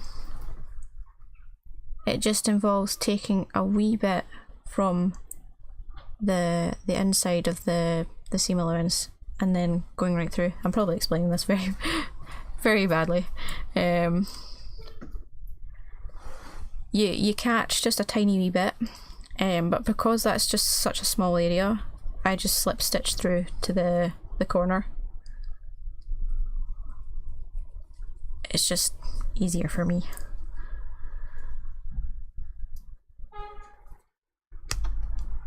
But for the most part I just use whip stitch. You can also do a whip stitch there too, but I always knot on the corner as well. The corners are usually the bits that can snag and catch on things, because on a zip at least the corners are basically solid plastic.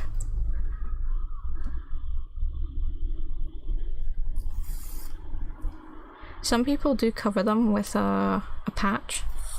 If this was on a bodysuit I might do that, but because this is a tail, I don't. So in this particular one I've now come to a seam. I'm going to do a knot on either side of the seam.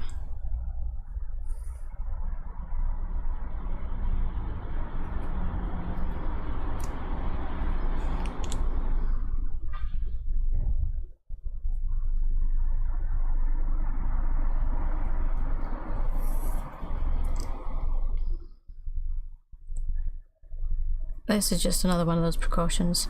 You don't have to do it, but if this zip edge fails, which it shouldn't because it's nylon webbing, if that fails, that can also fail. Granted, it's a bit of like overkill for this kind of bit, but I'm always cautious about all the seam edges. I've yet to have one unravel, but never say never.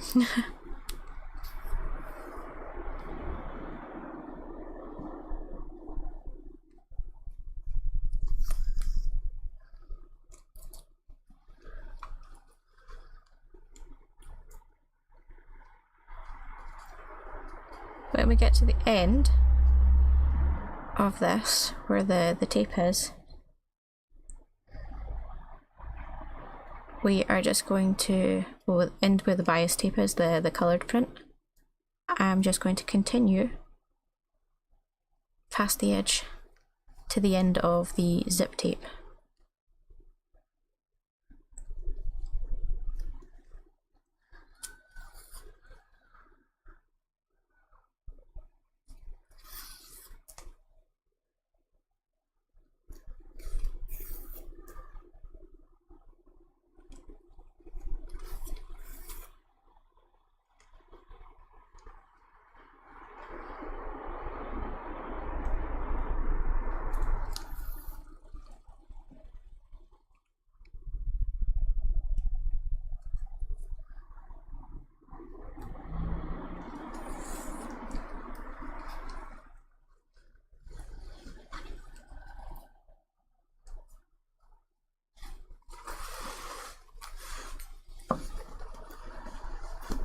This is the convenient thing about having the tail not fully sewn shut at this moment.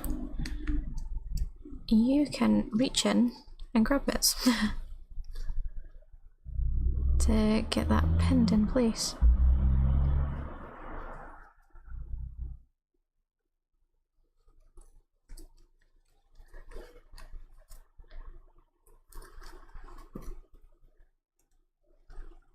Sorry, you can't see that there.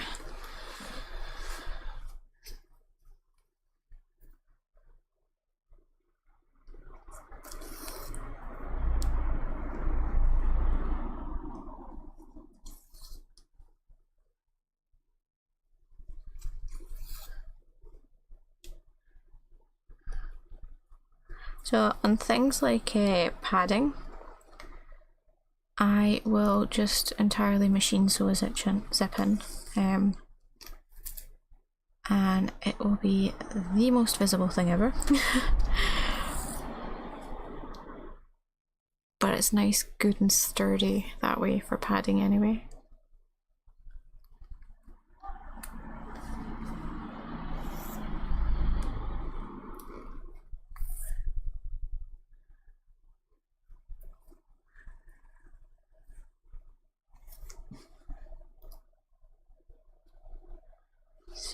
that's one side done.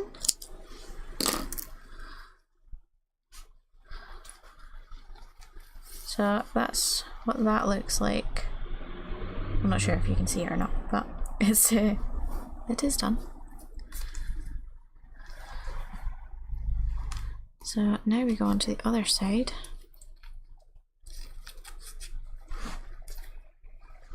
Just trim this wee bit off. I've got some wee threads from the raw edge. Okay, other side.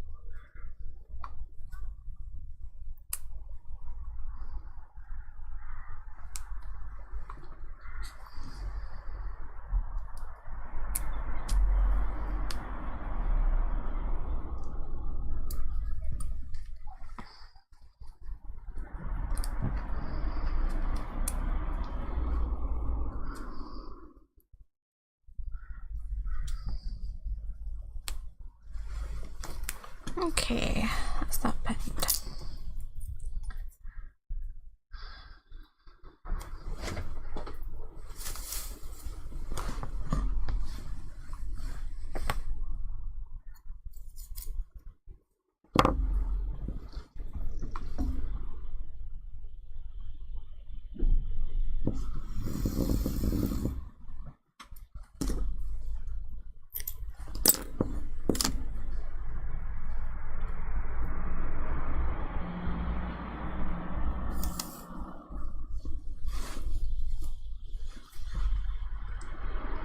Right, so starting from the end.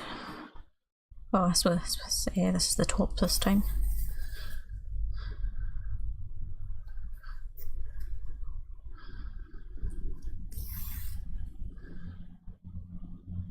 So on this side, the top of the zip, I'm just doing a whip stitch all the way down to the corner and then knotting it and doing a slip stitch through the the printed fabric only at the very bottom, because my hands can't sew through plastic.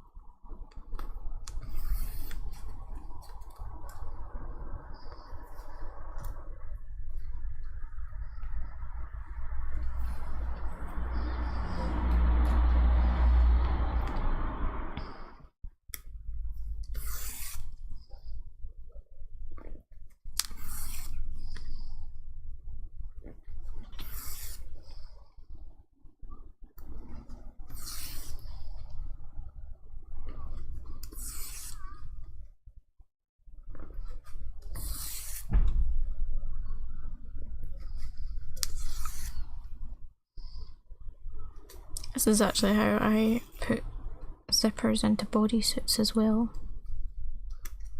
Longer zippers, but still the same. Okay. Knotting on either side of that seam.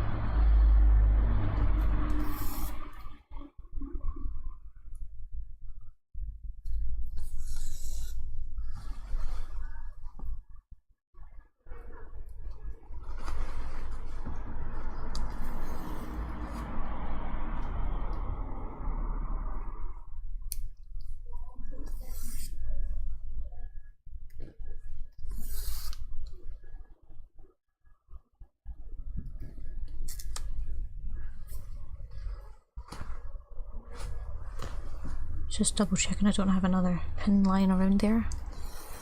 I do not want to leave any pins in a tail. That's another reason clips are a good thing. It's not as bad if you leave a clip in something versus a pin, and you're more likely to notice if you have left a pin in, not a pin, a clip in.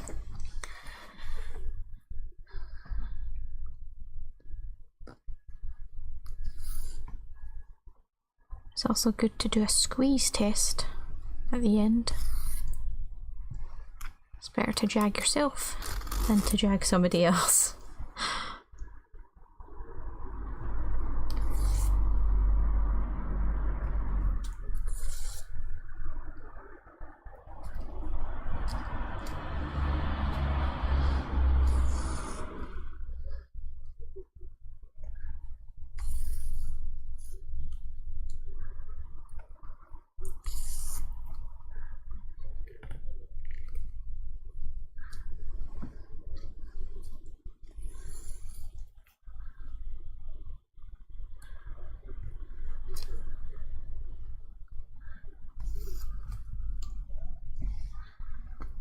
Okay, this is the end now.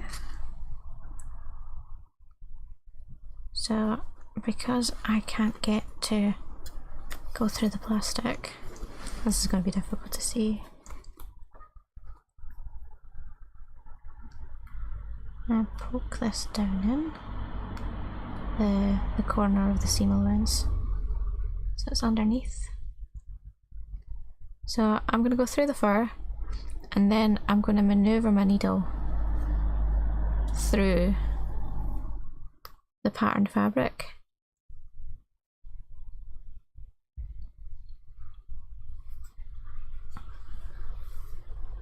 It's basically like a ladder stitch but diagonal.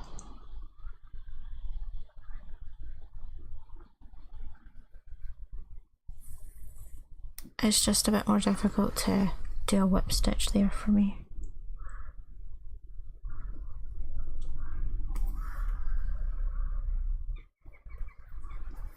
And then we knot at the end as well.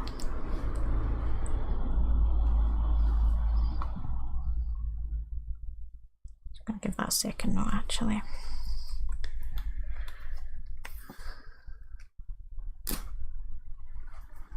Okay.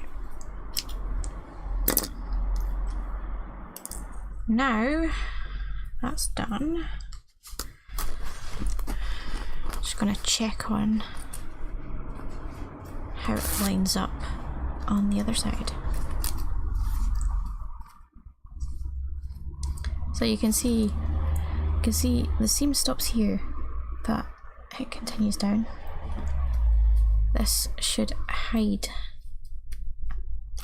the tails of your zipper quite nicely.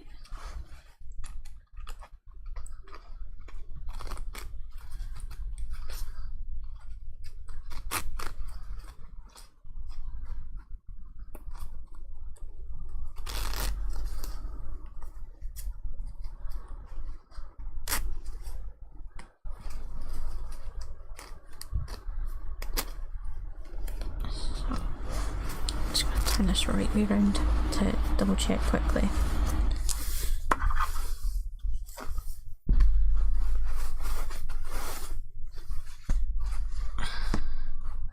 Where is my zip? Oh my god.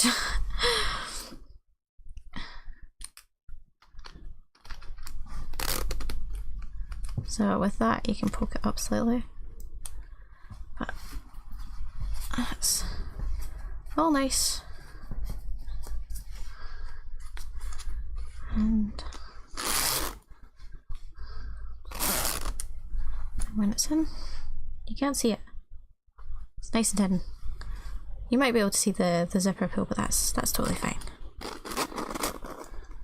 Right, let's turn this back the other way, because we're still not done with the insides.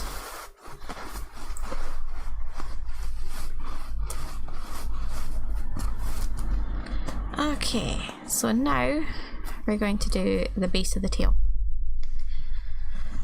So, oops, smudge that over there. Okay, so we cut our tail base out. We've got our 2 pieces of webbing. Now the size here, 50mm by 200mm, is the size on the pattern. The actual length of it is just the longest length on the tail base, including the seam allowances. So if you don't have the measurement, that's fine. Just measure it out, chop. There you go. We need to cut this out of a couple of different fabrics. So I've got a quilted piece that I've made. So it's got canvas on one side, there's some wadding in the middle, and I've got my nice pretty side on the outside. Just double check which way around that is. This I've also reinforced with an extra stitch, just in case. Didn't need to, but just in case. Okay. So we also need to cut out one piece of EVA without seam allowance. I believe I've included, I can't remember for sure. If I've not, just trace this off without the seam allowance. I've made it slightly smaller than where the seam allowance is. But yeah, so we need to cut this out in 10mm EVA foam without the seam allowance, and 2 layers of upholstery foam, 1-inch upholstery foam without the seam allowance. This just like makes it sort of like a hinge of sorts. It'll bend. You can use a lower density. This is high density. Medium or low is fine. Just a piece of foam that's thick and squishy. And you want the piece that goes on the base of the tail to be sanded on both sides for adhesion, and you want this to be the EVA stuff. You can do it without the EVA, it's a bit more rigid with the EVA. Okay, so we need to move pattern sheets. So you can also add a label and things like that too. I need to go and find mine because I don't have one here.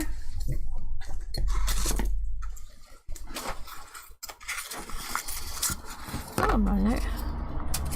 I've only got 3 left. Means I can buy new ones, yay. Okay, so I'm just going to fold my label in half and quickly give this a wee stitch.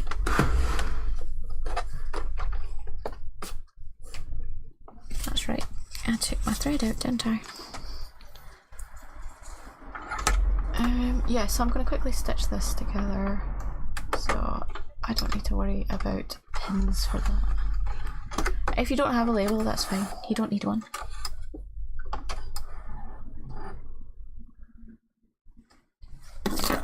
It's just something, because I'm a maker, I put it in.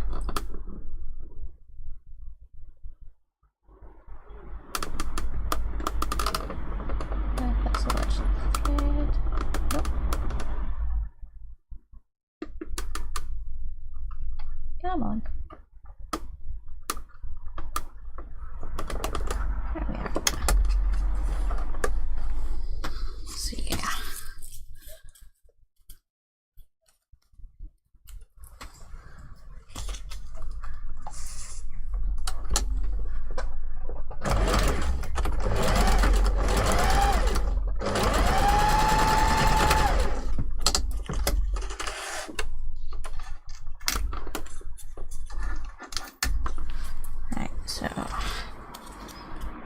That's just so it sticks together. Right. So the smaller version of this tail, if we look at the instructions here, it is just a small piece of EVA, and I stick the label there. I'm going to make it in a different position this time. I'm going to stick it in between here. So I'm just going to stick that there. What we want to do is sew down the straps, or the nylon webbing, to your tail first. So I'm just going to line this up here according to the pattern.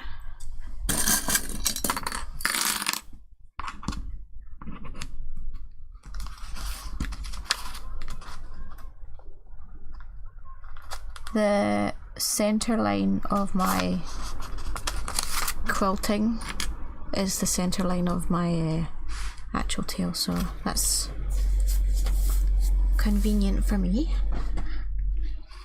Yours might be different,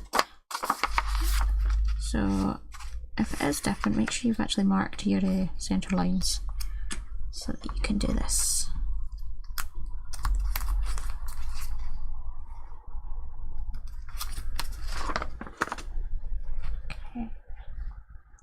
Just double check that.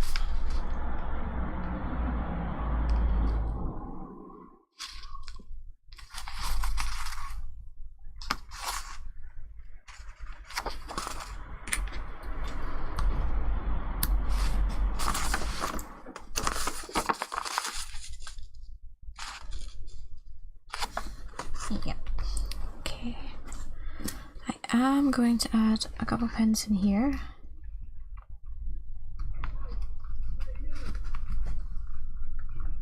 It's difficult to do this through webbing.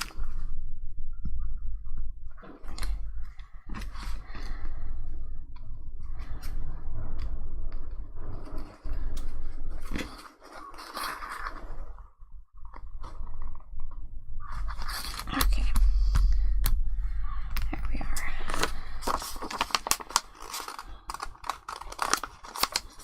So I'm just going to fold this pattern along with stitch lines. If you have a different size of belt, this bottom line is going to be the line that you change. So you'll still fold this over and use this as a guide to where you're going to do the first stitch line. Okay, I am going to use a chalk marker, if I can find it.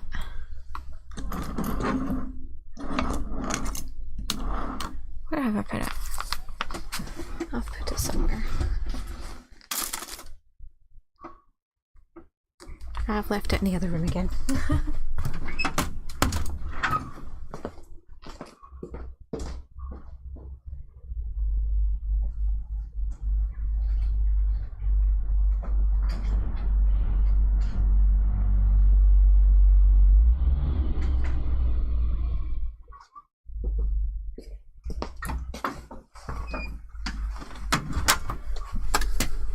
Okay, so I've got a charcoal liner. It's basically just a chalk pen.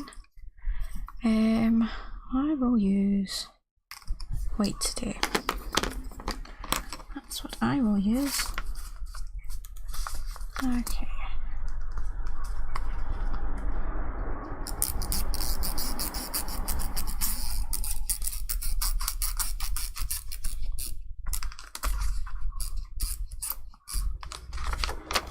Right.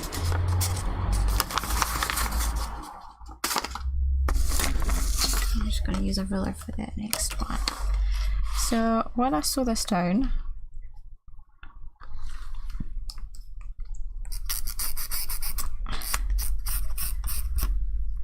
I am doing 3 rows of stitches. Now what I'm going to do is I'm going to do straight to the end.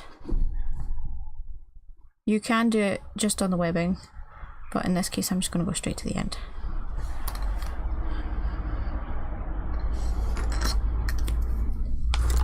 Okay, let's move that out of the way.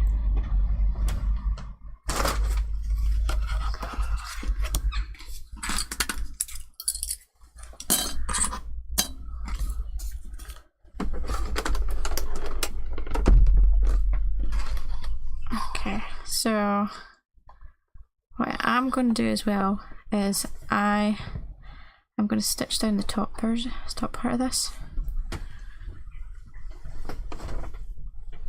So actually, I'm going to do this again. That's not straight.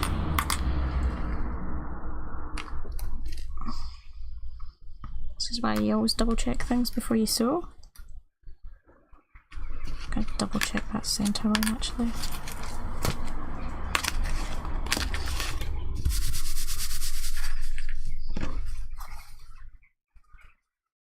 Ah, it's fooling me. It's not on the centre. Is this the one that's on? Yeah, I was doing it to the wrong centre line.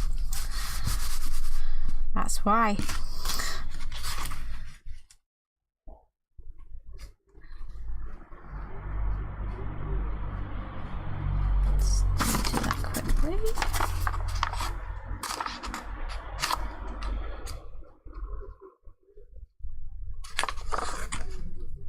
That's crafty.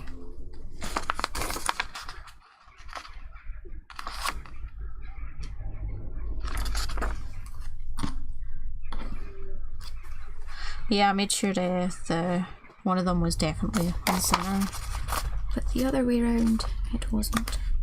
That's okay.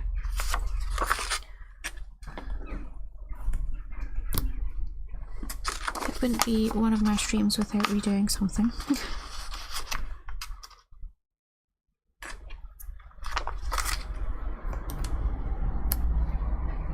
Okay, yeah, that lines up. Just draw this on again.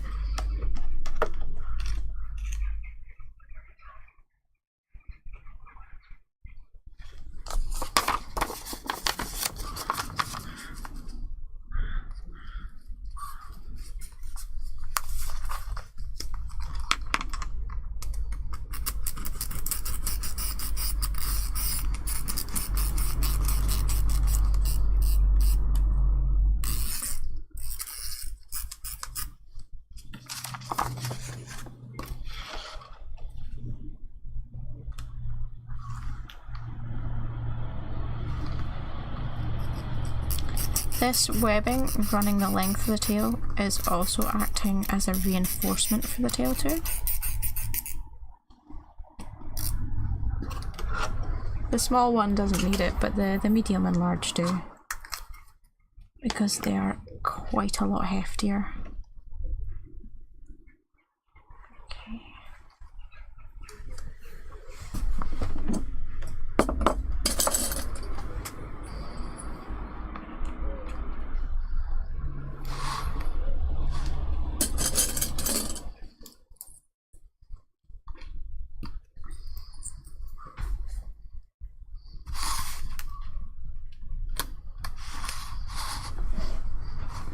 Okay, so I'm just going to sew along these white lines now.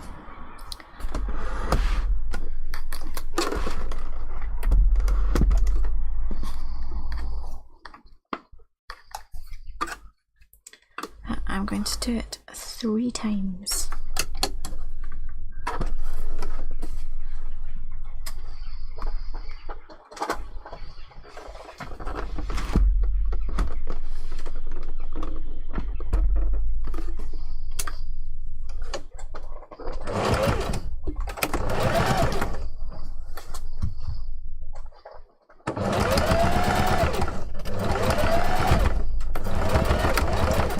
So I am back stitching when I get onto the start and end of the webbing too.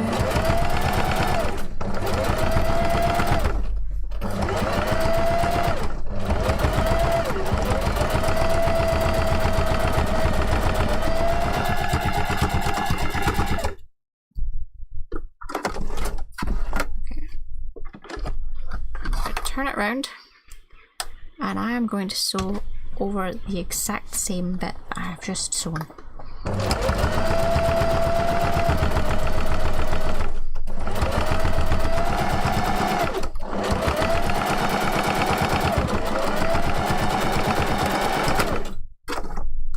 And then we're going to turn around again and do it a 3rd time.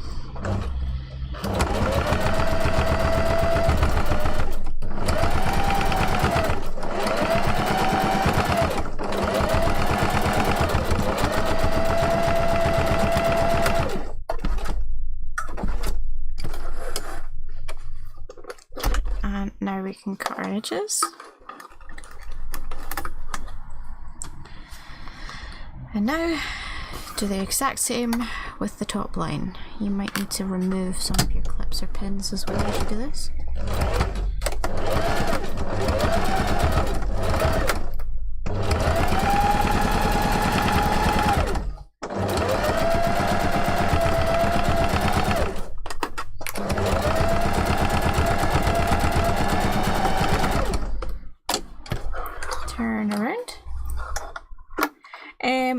This circle fabric is a piece of quilted fabric. I actually made this myself. You can buy pre-quilted cotton online. America has a lot more options for like different prints and things like that, but in the UK it's usually a plaid, a check. You don't really usually get something as nice as this. Sometimes you can find broderie anglaise that has been quilted as well, but it's just any sort of like pre-quilted fabric works as well. I've got some up here actually. So this is the kind of thing that you're normally more likely to find online, but this works as well. America has a lot more options, as I say. But if you want something with a nice print on it, you might need to make it yourself. But it's very easy.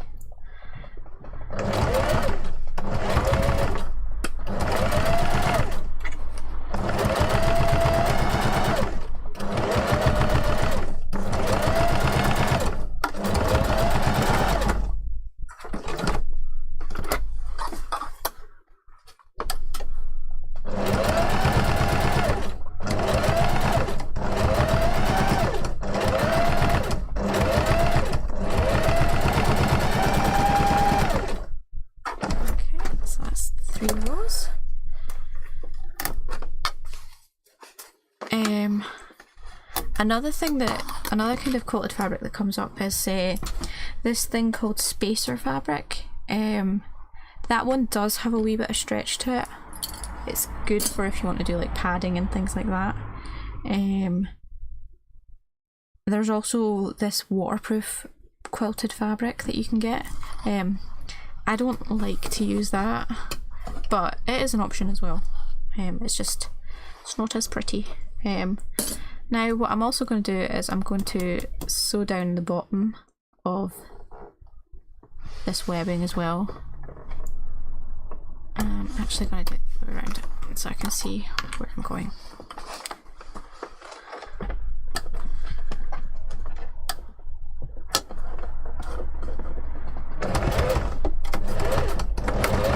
This is just to hold it in place.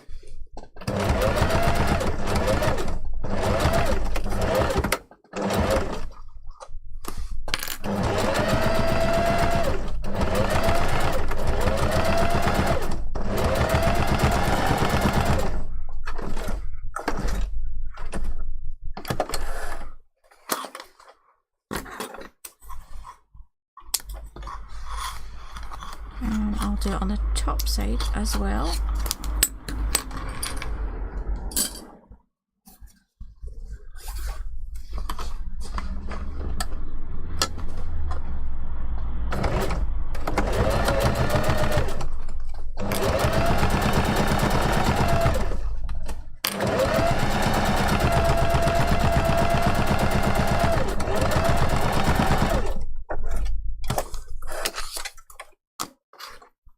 I'm going to run out of thread on the bottom soon.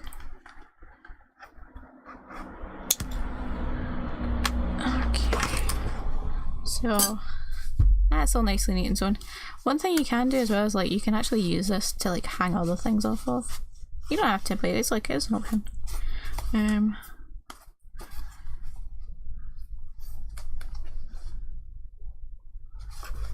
So that's what that looks like.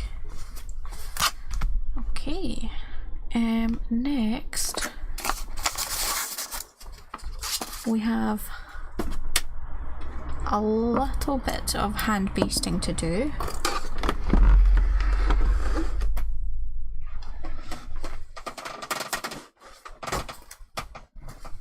And we have a lot of pinning to do. So the top of my tail is this dark edge here, so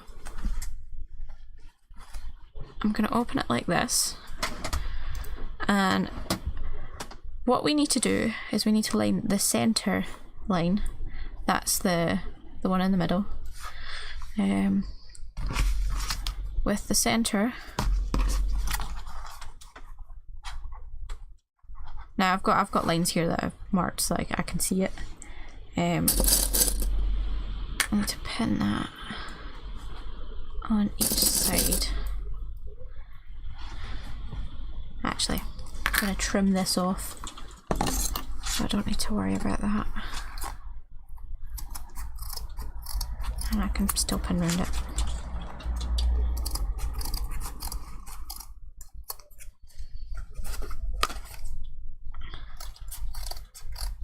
So don't get in the way.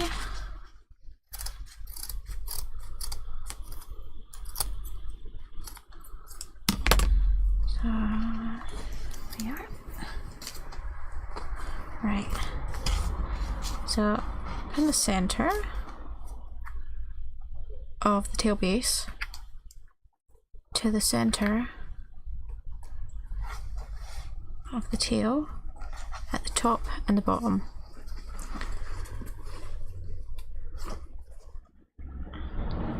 So because the circumference of the tail base is going to be larger than the circumference that's on the fur, you're going to have to ease it round a wee bit. The seam allowances do line up, but you'll find that you need to stretch out the fur a wee bit to get where the seam is actually sewn to line up. But that's okay, the fur will stretch a wee bit.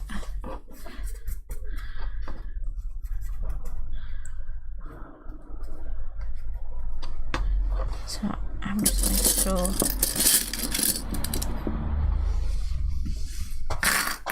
a ton of pins or clips at this.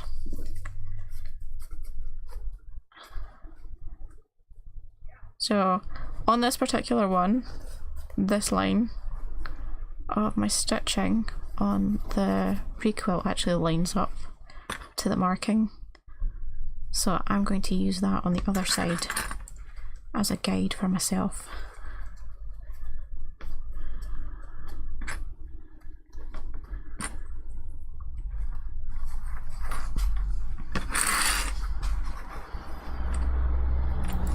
You can see here how it's like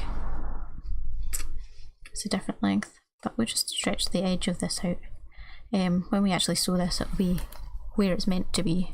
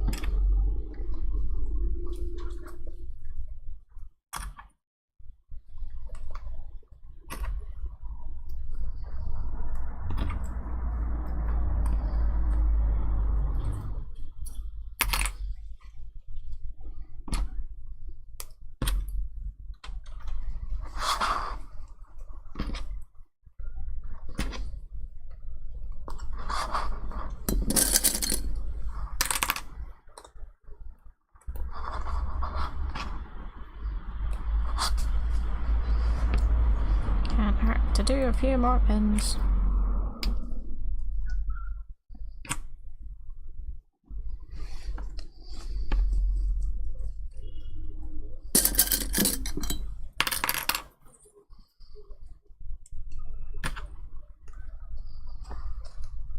And one more.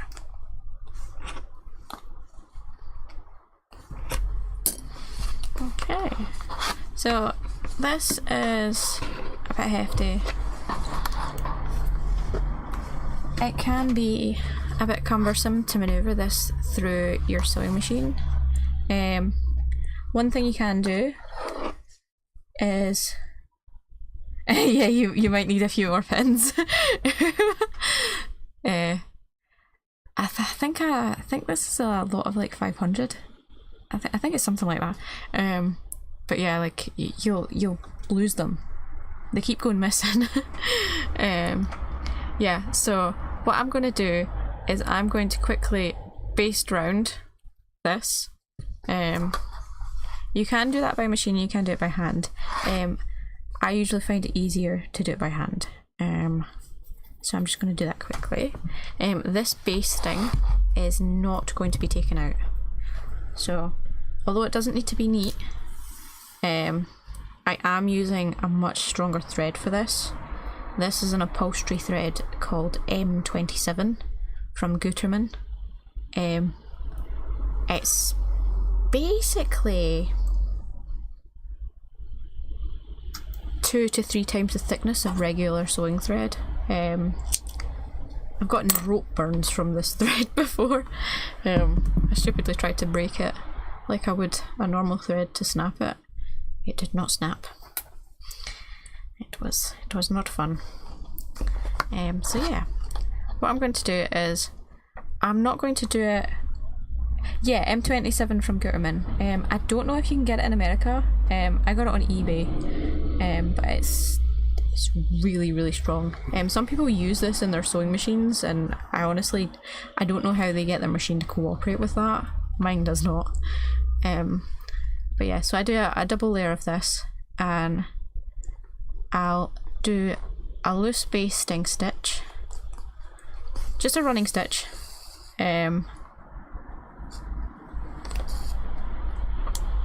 inside the seam allowance.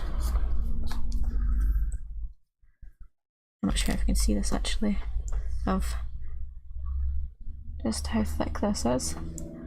That's two layers of black regular thread, and that's 2 of the M27. It's very chunky. But yeah, so I'm just going to do a basting stitch of which is a running stitch. Just a quick one.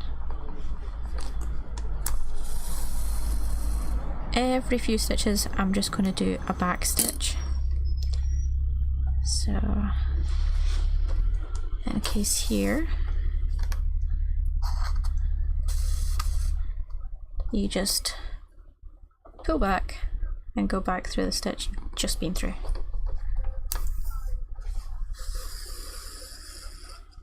This is just to like reinforce it a wee bit.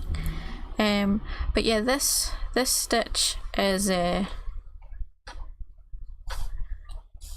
going to be glued in to the side of the foam, so it's not going to need to be structural. So you can make this a wee bit wider. You just need this to hold your stuff, hold the layers together for you to machine sew it. I don't recommend hand sewing the entire base of the tail. Your structural stitches for this should be machine done.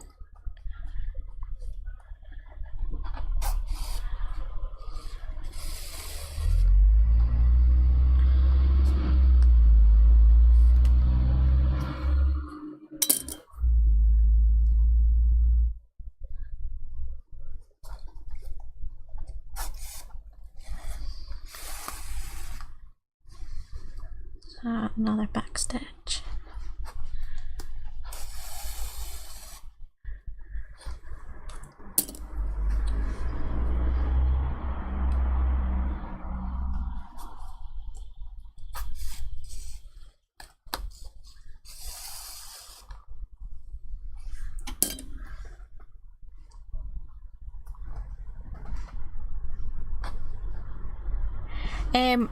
I like to use it because it is a stronger thread. I've also got a lot of it. Like, I have this massive roll of it that I've had for about, God, 8 years now at this point.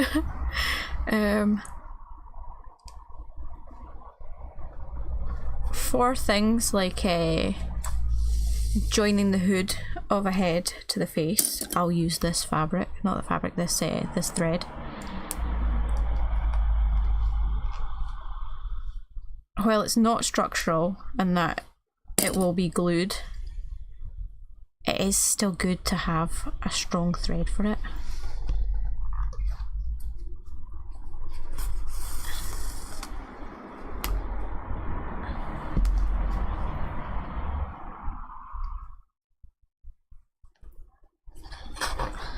Switch up through this webbing. This webbing is incredibly hard to sew through. Yeah, I've got a needle with a bigger eye on this one too.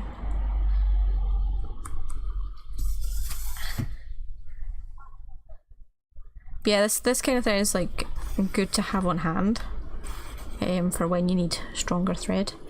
Normally when it comes to sewing fursuits, you want the thread to break before the fabric breaks.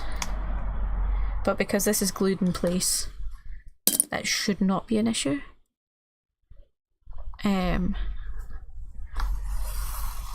I wouldn't use this on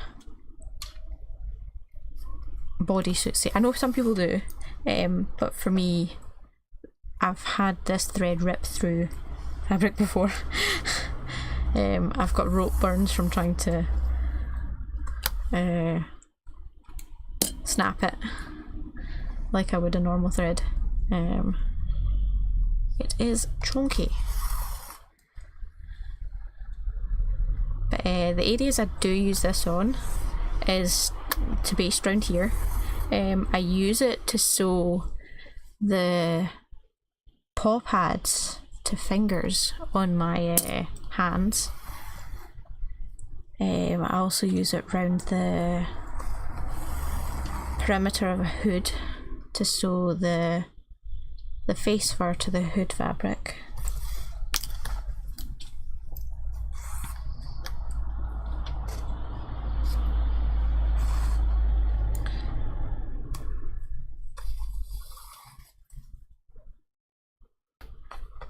It's about slightly thicker than Gutermann's top stitch line.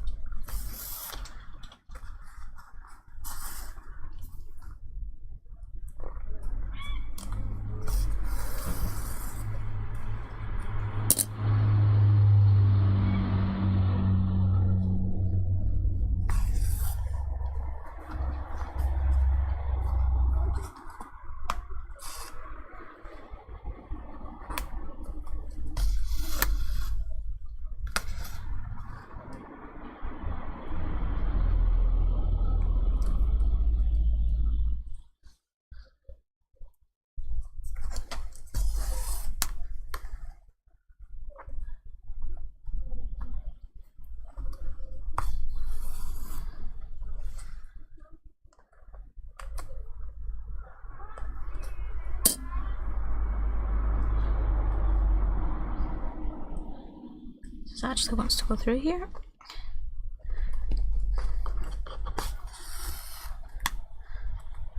The webbing is a little strong.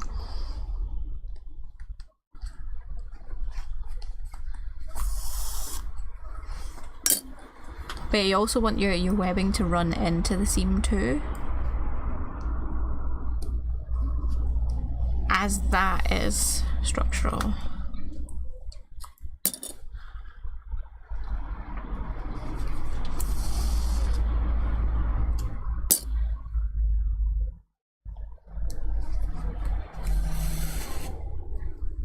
This is sort of like the last line of defense if a seam were to pop here. Still got to go through a lot of other things before it can actually pop here, but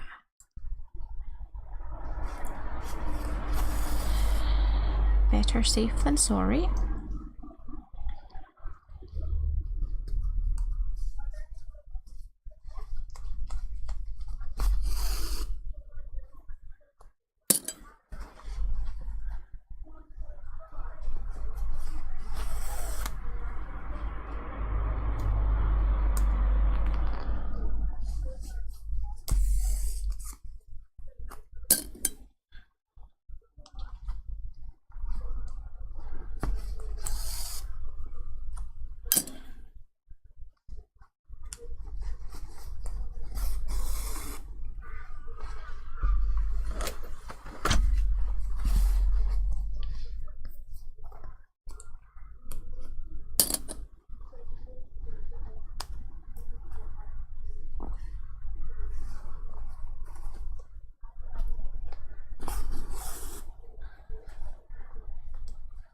If you are using a pre-quilted fabric you have purchased yourself, this will be easier to sew through.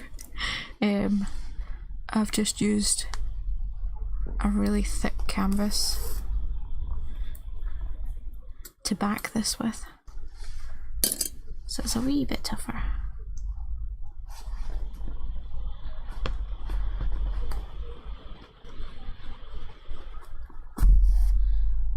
One thing I'm going to do here, now that I've got to the bottom bit, is stick this wee label in here. I didn't do it earlier.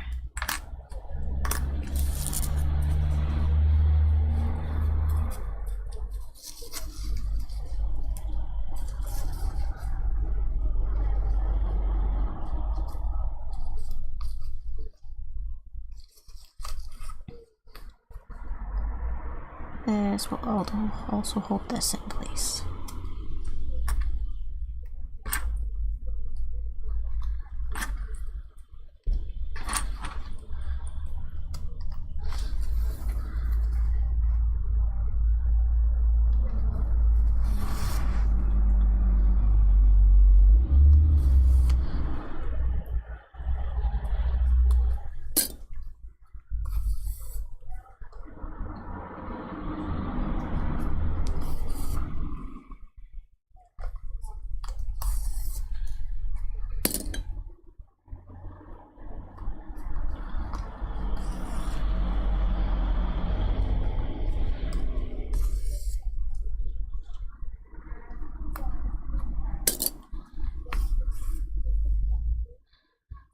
the other reason for basting this as well is that maneuvering all these clips and pins under the sewing machine footer is a bit tedious. When you baste this bit, it goes a lot faster.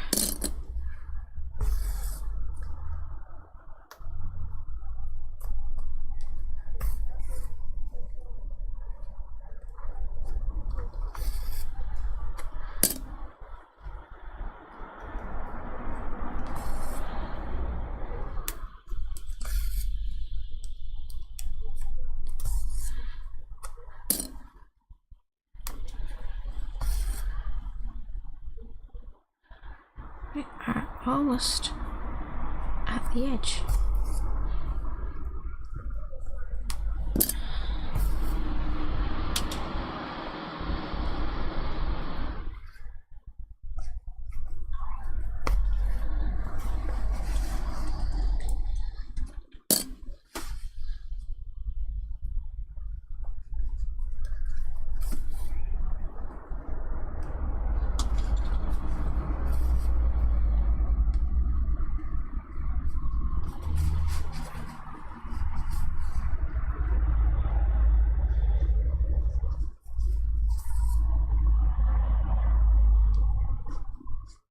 Sorry if the traffic's a wee bit loud, by the way, as well. I am right next to a main road. Okay, at the end of this, just do a knot and leave a long tail.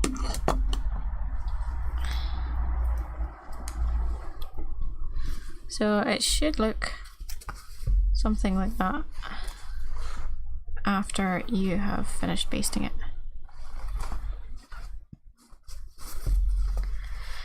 Now we get to machine sew it, and we will sew this twice. Now we don't need to battle with any clips.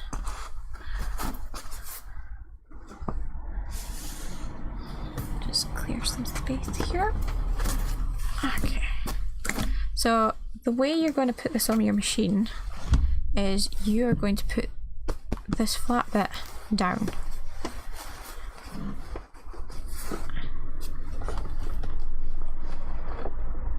It is a lot easier to start there. So if you remember as well, the seam allowance on the base of this tail is 10mm, so that's 1 centimetre. I moved my needle position all the way over here, so it's at the end, and we're going to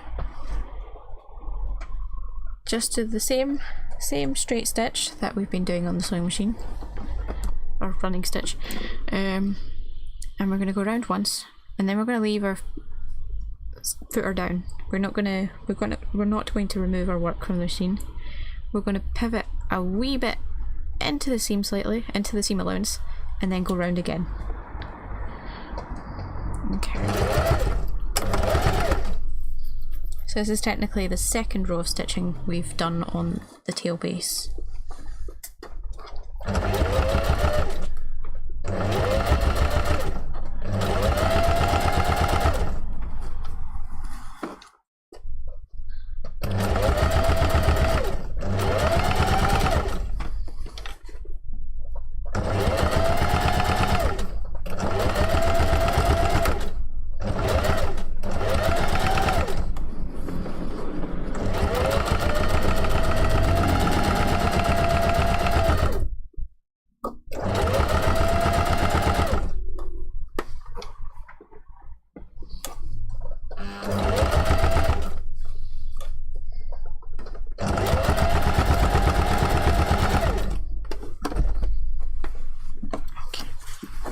You might need to wrangle the tail round.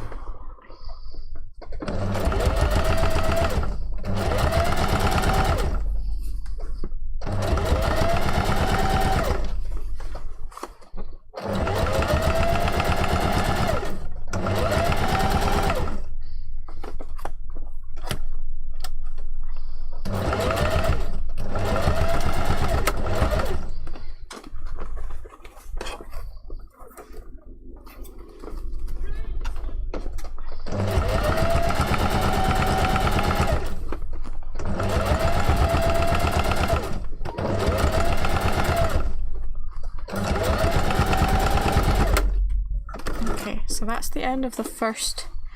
Yeah, I've just got a. I think it's a 90-14 that I've got. Sometimes I'll use a 100-16. But yeah, usually it's a 90-14. So that's the first one done. Now we're going to come in slightly a wee bit to the seam allowance and do another round of stitching. You don't need to move your needle position or anything like that. You're just going to do an arc that brings it into the seam allowance.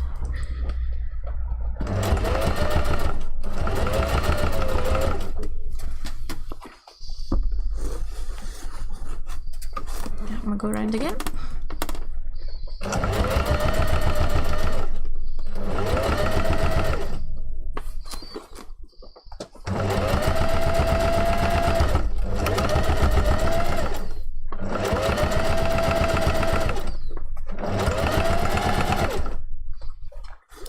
This doesn't need to be overly straight, it just needs to be slightly inside the seam allowance.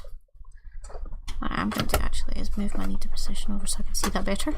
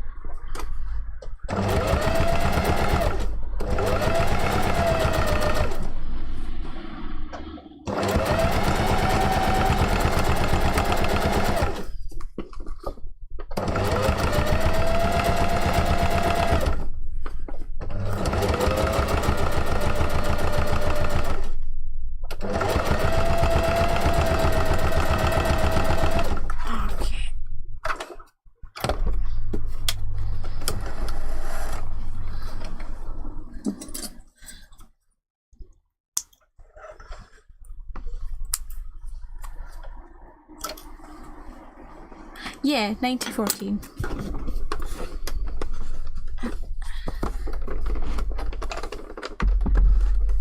I do use Singer's branded nails, not nails, needles.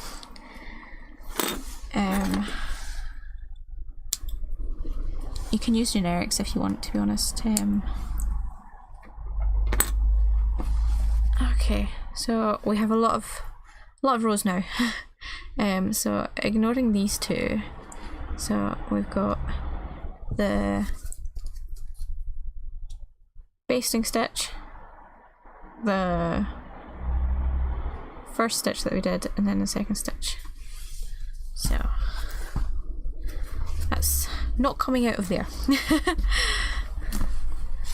So technically we're almost done. Now we need to glue these together and glue them to the base of the tail. After that, this tail is done aside from stuffing.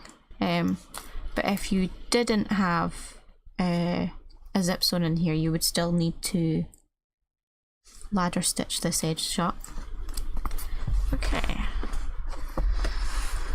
So I'm gonna do this in a couple stages. What I'm using is contact adhesive. Now, if you are using contact adhesive, you should be working in a well ventilated area. Hi Morgan. You should be working in a well ventilated area. You should be wearing a respirator. I've got the door open just now. Which is also why you can hear traffic noise. We are going to be using some gloves because we like our hands. And we need to find our wee stick.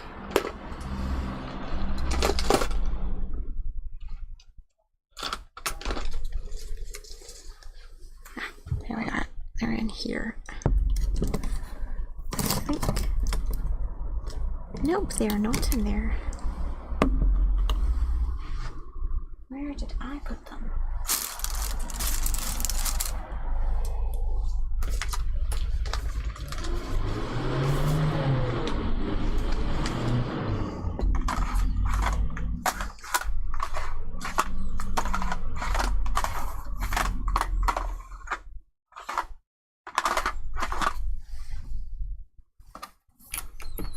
I appear to have gone walkies.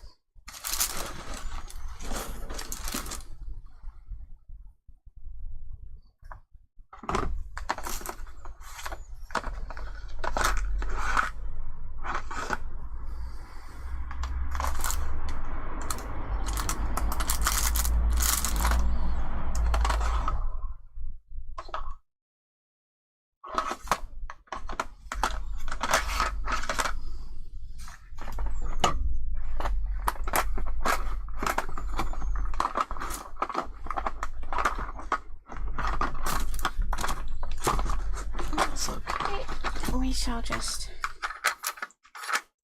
use a piece of styrene.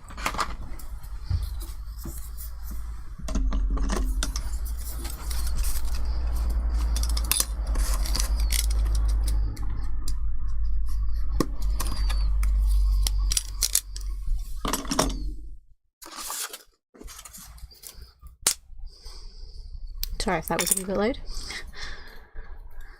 Just chop this wee corner off.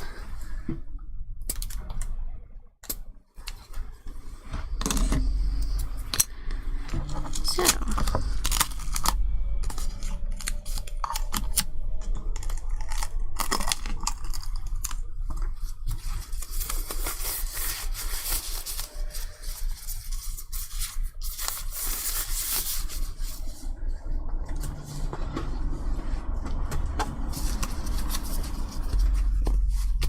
you can use hot glue as well for this. Let's see if I can move this over slightly.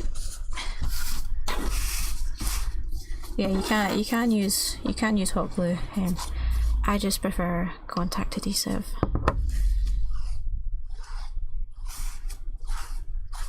They take about the same amount of time to do.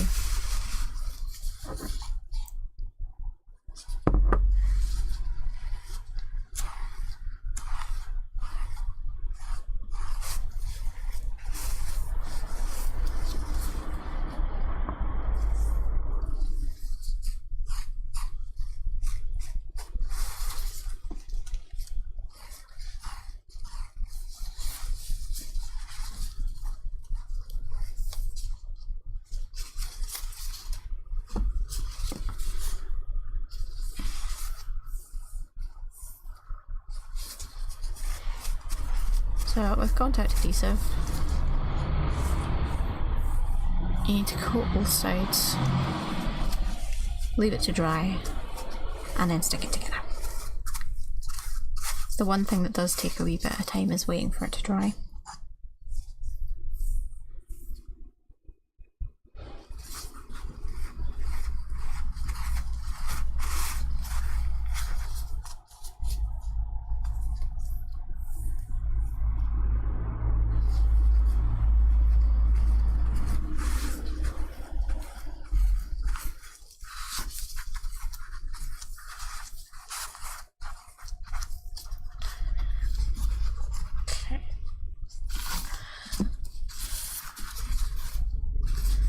The reason I've got two different colours of foam here as well is not because I'm using two different types of foam for the upholstery foam. It's because I ran out of one colour. That's just it. It's the same density.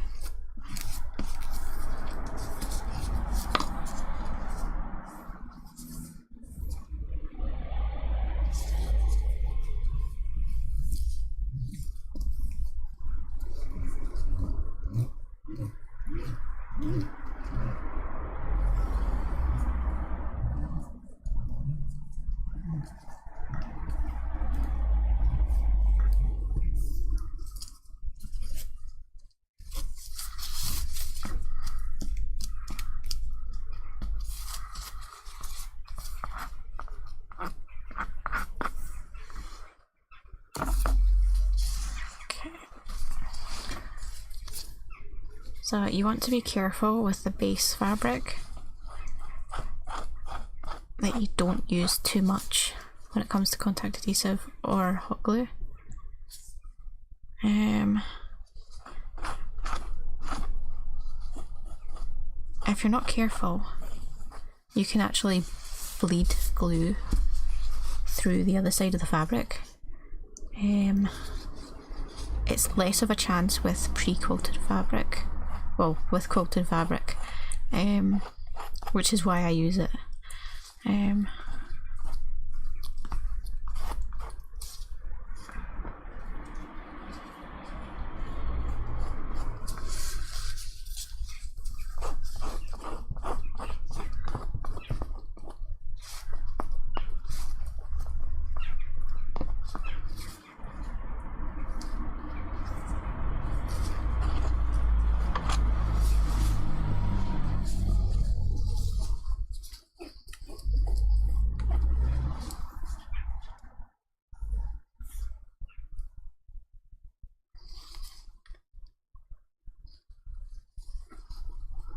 Don't forget to get the edges as well.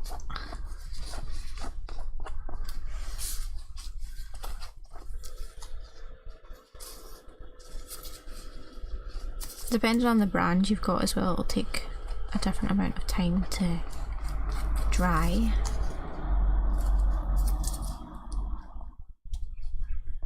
And if it's warm or not in your workshop.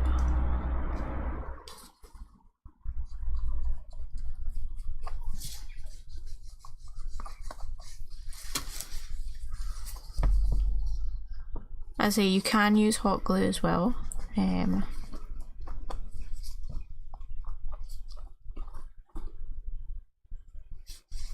I just don't like using hot glue.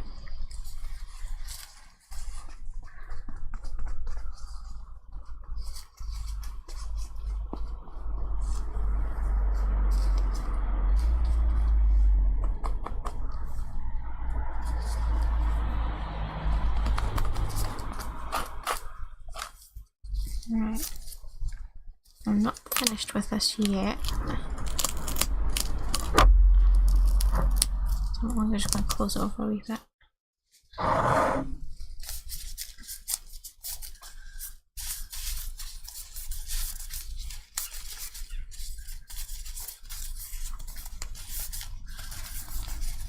That will wait just now. So it needs a wee bit.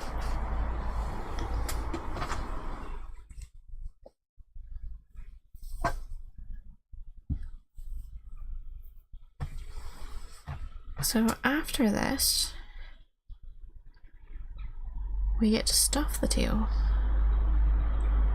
So that's relatively quickly. So I do think if you are just starting out, you should be able to do this in maybe a day, if you've got everything on hand to you. If you're waiting on supplies, obviously it'll take a wee bit longer.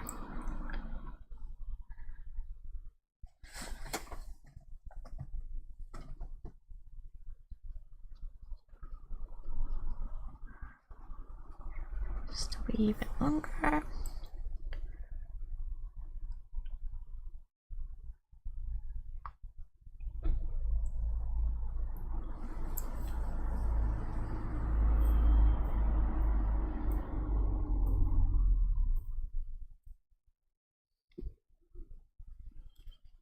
Suppose what I could do in the meantime, it's going to take a wee bit longer.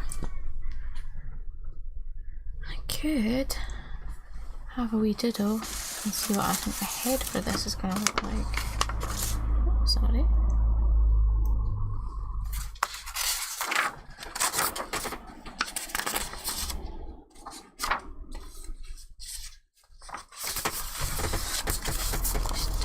Doodle on the back of my instructions.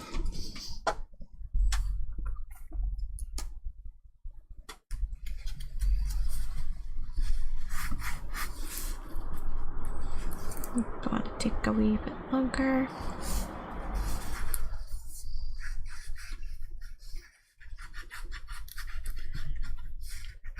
So this one's got 3 colours on it. I definitely want to try and make this out of one of my new bases. Probably the one that this is made of. This is a miniature version of my bodysuit pattern. Yeah, I think.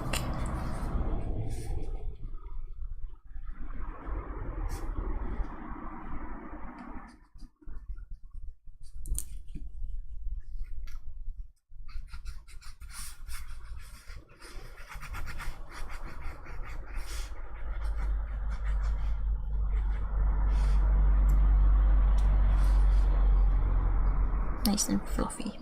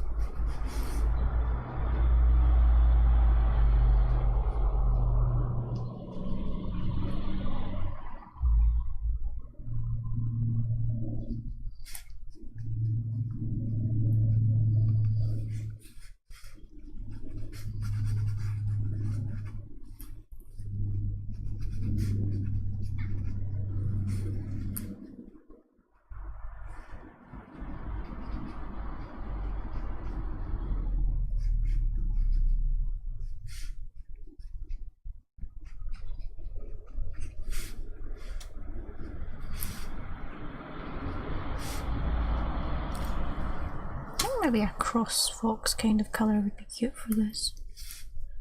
So like a dark colour for the ears.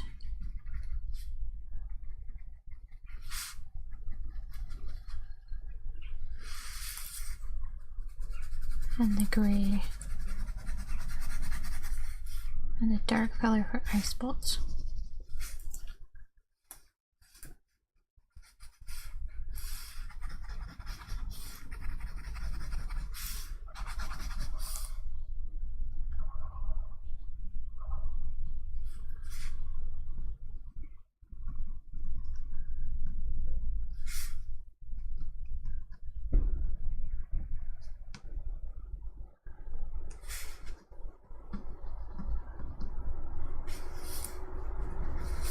And lots of fur. Maybe something like that. Maybe. We shall see. See if this is dry yet. Yep. We can go. Okay, so I'll put my gloves back on, since I will need to do another layer of glue. Okay, so you want to press this down.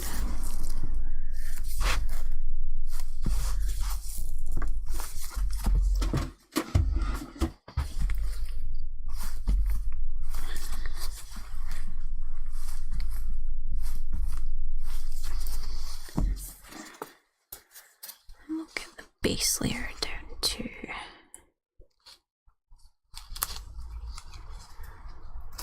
So this one you want to make sure is right in the middle.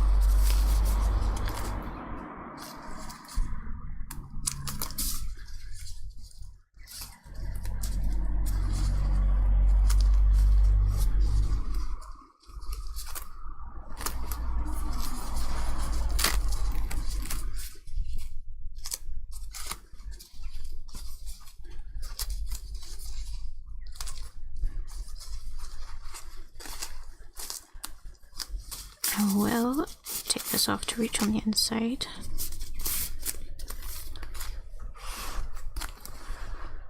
You want to make sure the inside is flat and that there's no bubbling before you press it down firmly.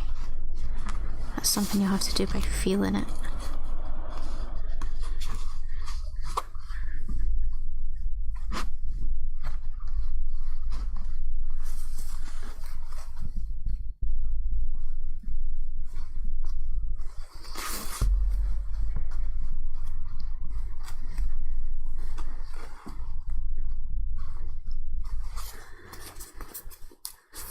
Okay. And now we get to do more glue.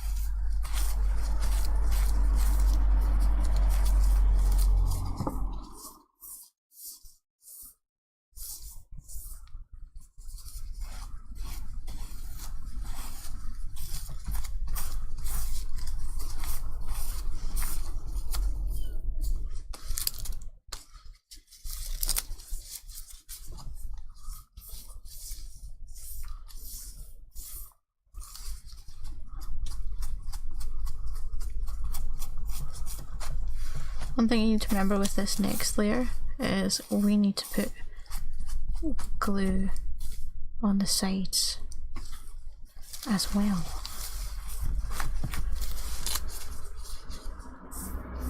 So that we can stick the edge down.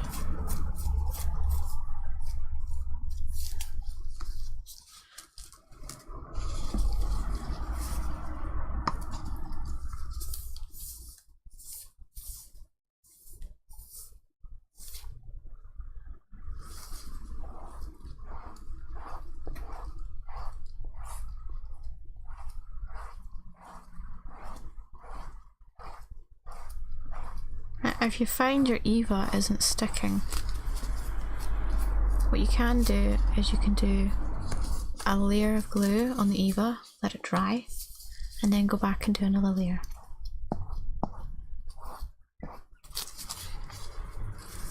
But sanding your EVA always helps as well.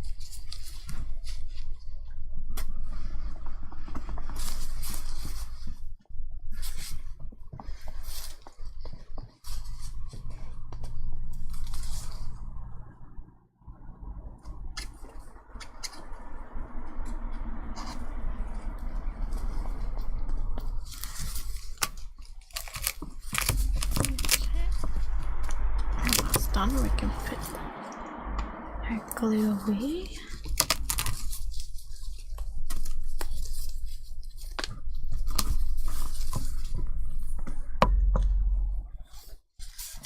And now we wait for this to dry.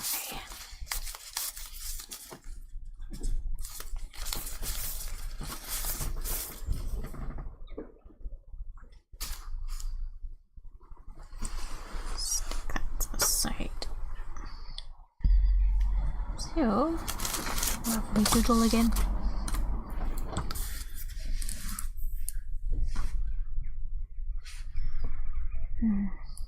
My doodle doesn't look like him.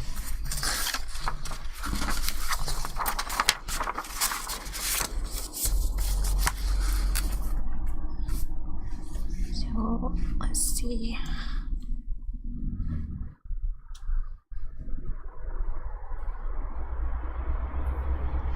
Just a big old ball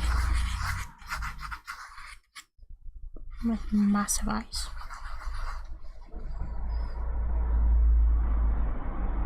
And a tiny wee snooze.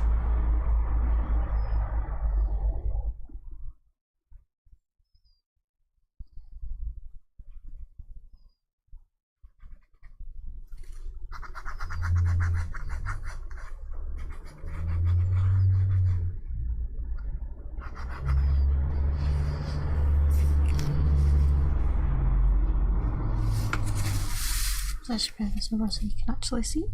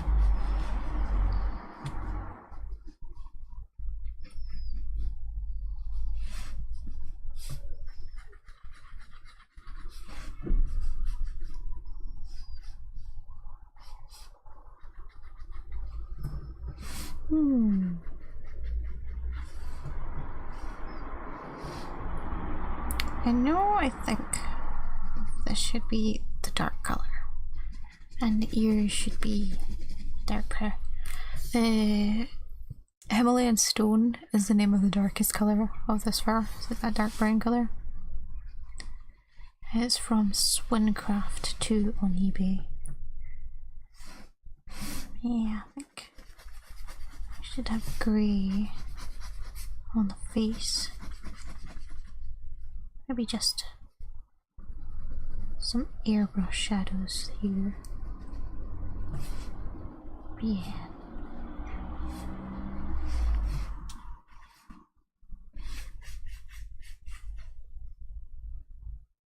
And white here. Maybe give them some wee muzzle spots. And a beauty mark, because a heart-shaped one. That doesn't look like a heart. Oh well. It's totally a heart. Yeah, maybe something like this. Another colour for the grey.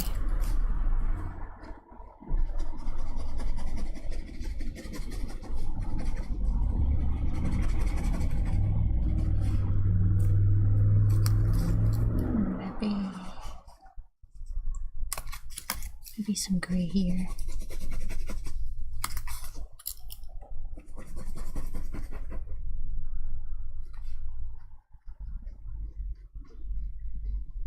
Probably green eyes.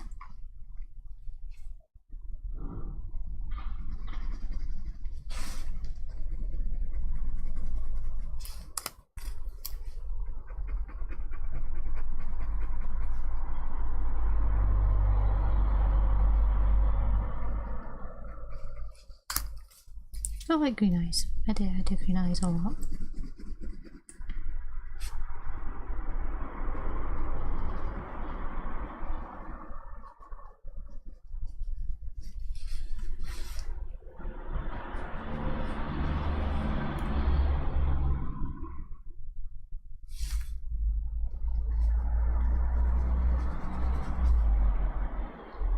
Yay, something like that. It's only half a face, but see if this is dry. Now a wee bit more. And you get to see if I can do a second half of a face without a mirror.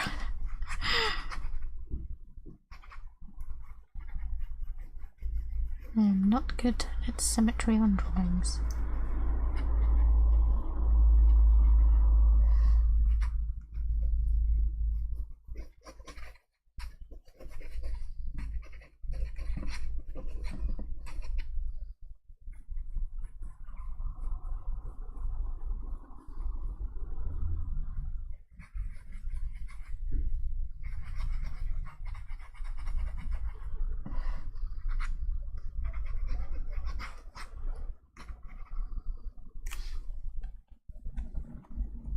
Another wee bit.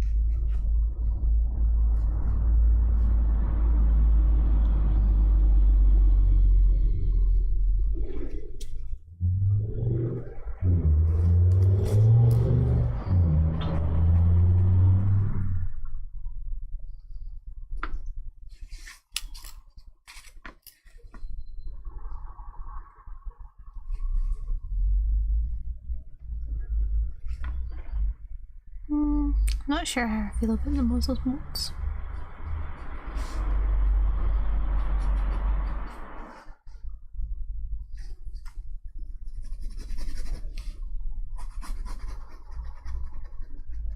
It's the only downside about contact adhesive is waiting for it to dry. Yep, that's good enough now. Okay.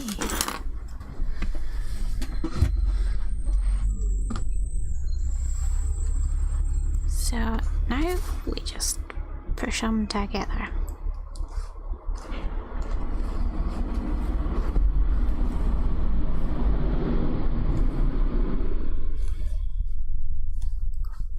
And then we push down the sides around that EVA bit.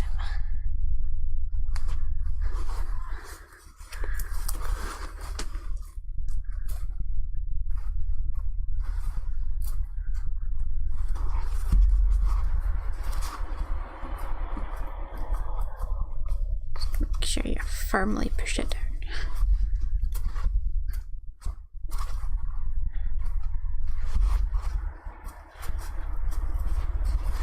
Okay, now all we need to do is stuff the tail.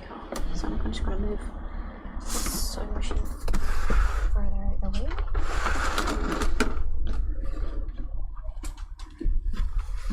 So we've got the tail all sewn. Now we just need to add my giant bag of stuff in here and turn it the right way round.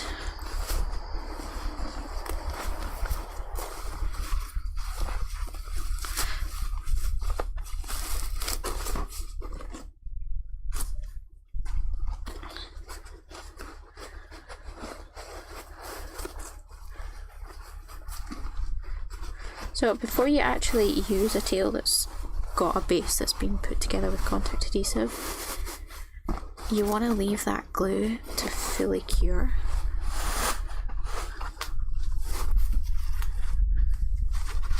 So you don't want to be using it immediately.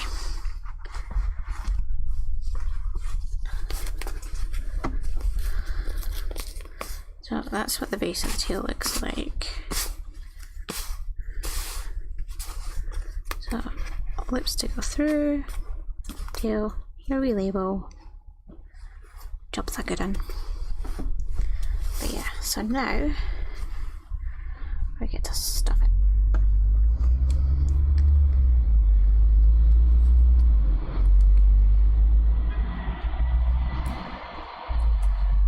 Don't forget to join the edge of this zip together too. I have forgotten.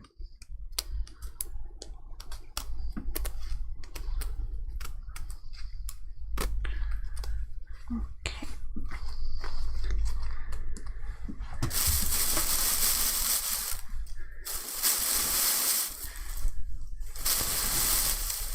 It's gonna probably take a lot.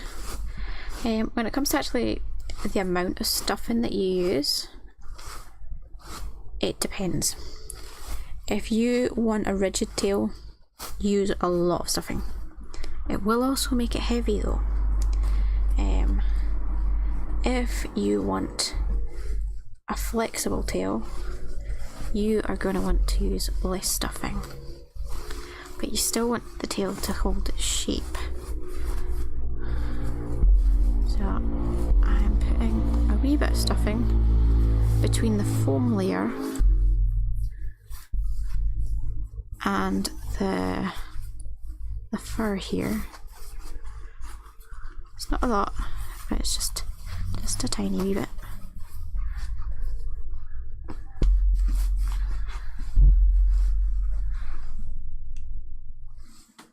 And you want to fluff your stuffing up as well.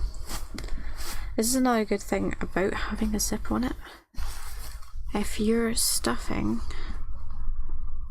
gets crushed from use, say you're sitting on your tail all day, that stuffing is going to go down slightly.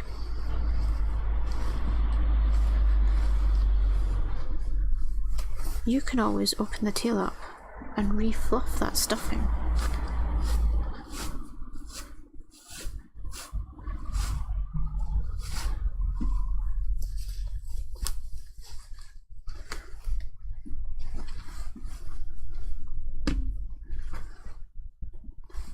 I think this tail is just at the bounds of my size of desk.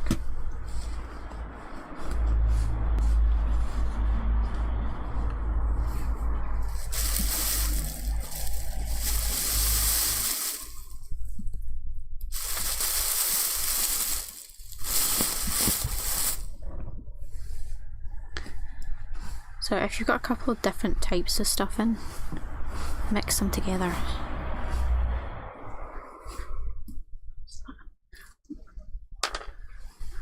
So a wee bit of plastic, don't want that in there.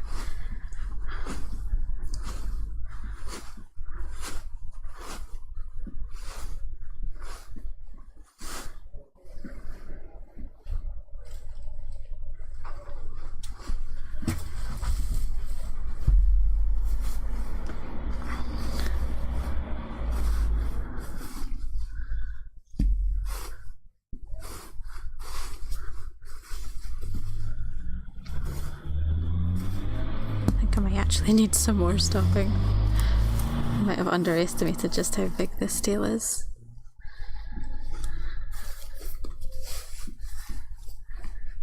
The other thing with having a tail like this with a zipper is you can actually remove the stuffing whilst going to conventions and vacuum pack the stuffing, so it's as small as you can get it. And then you can put more stuff in your suitcase.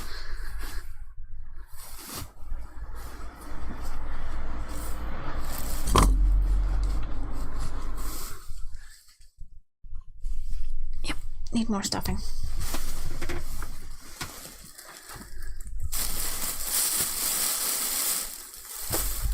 This might be it.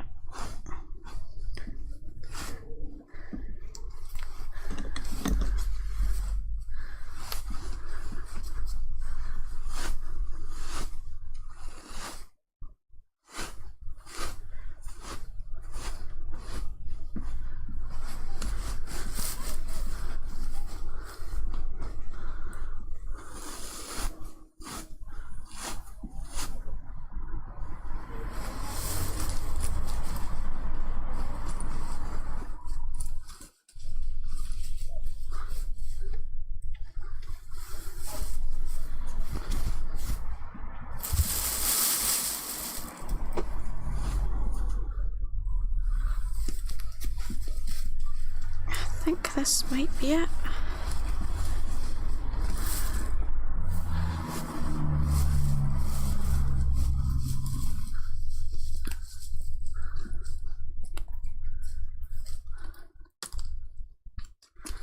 I'm gonna have to stick the end of that back on.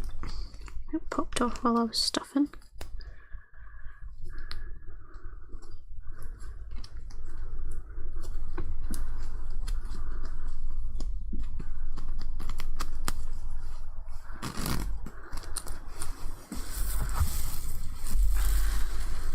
This tail is actually massive.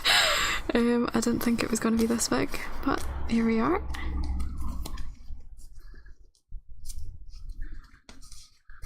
Just get everything out the way.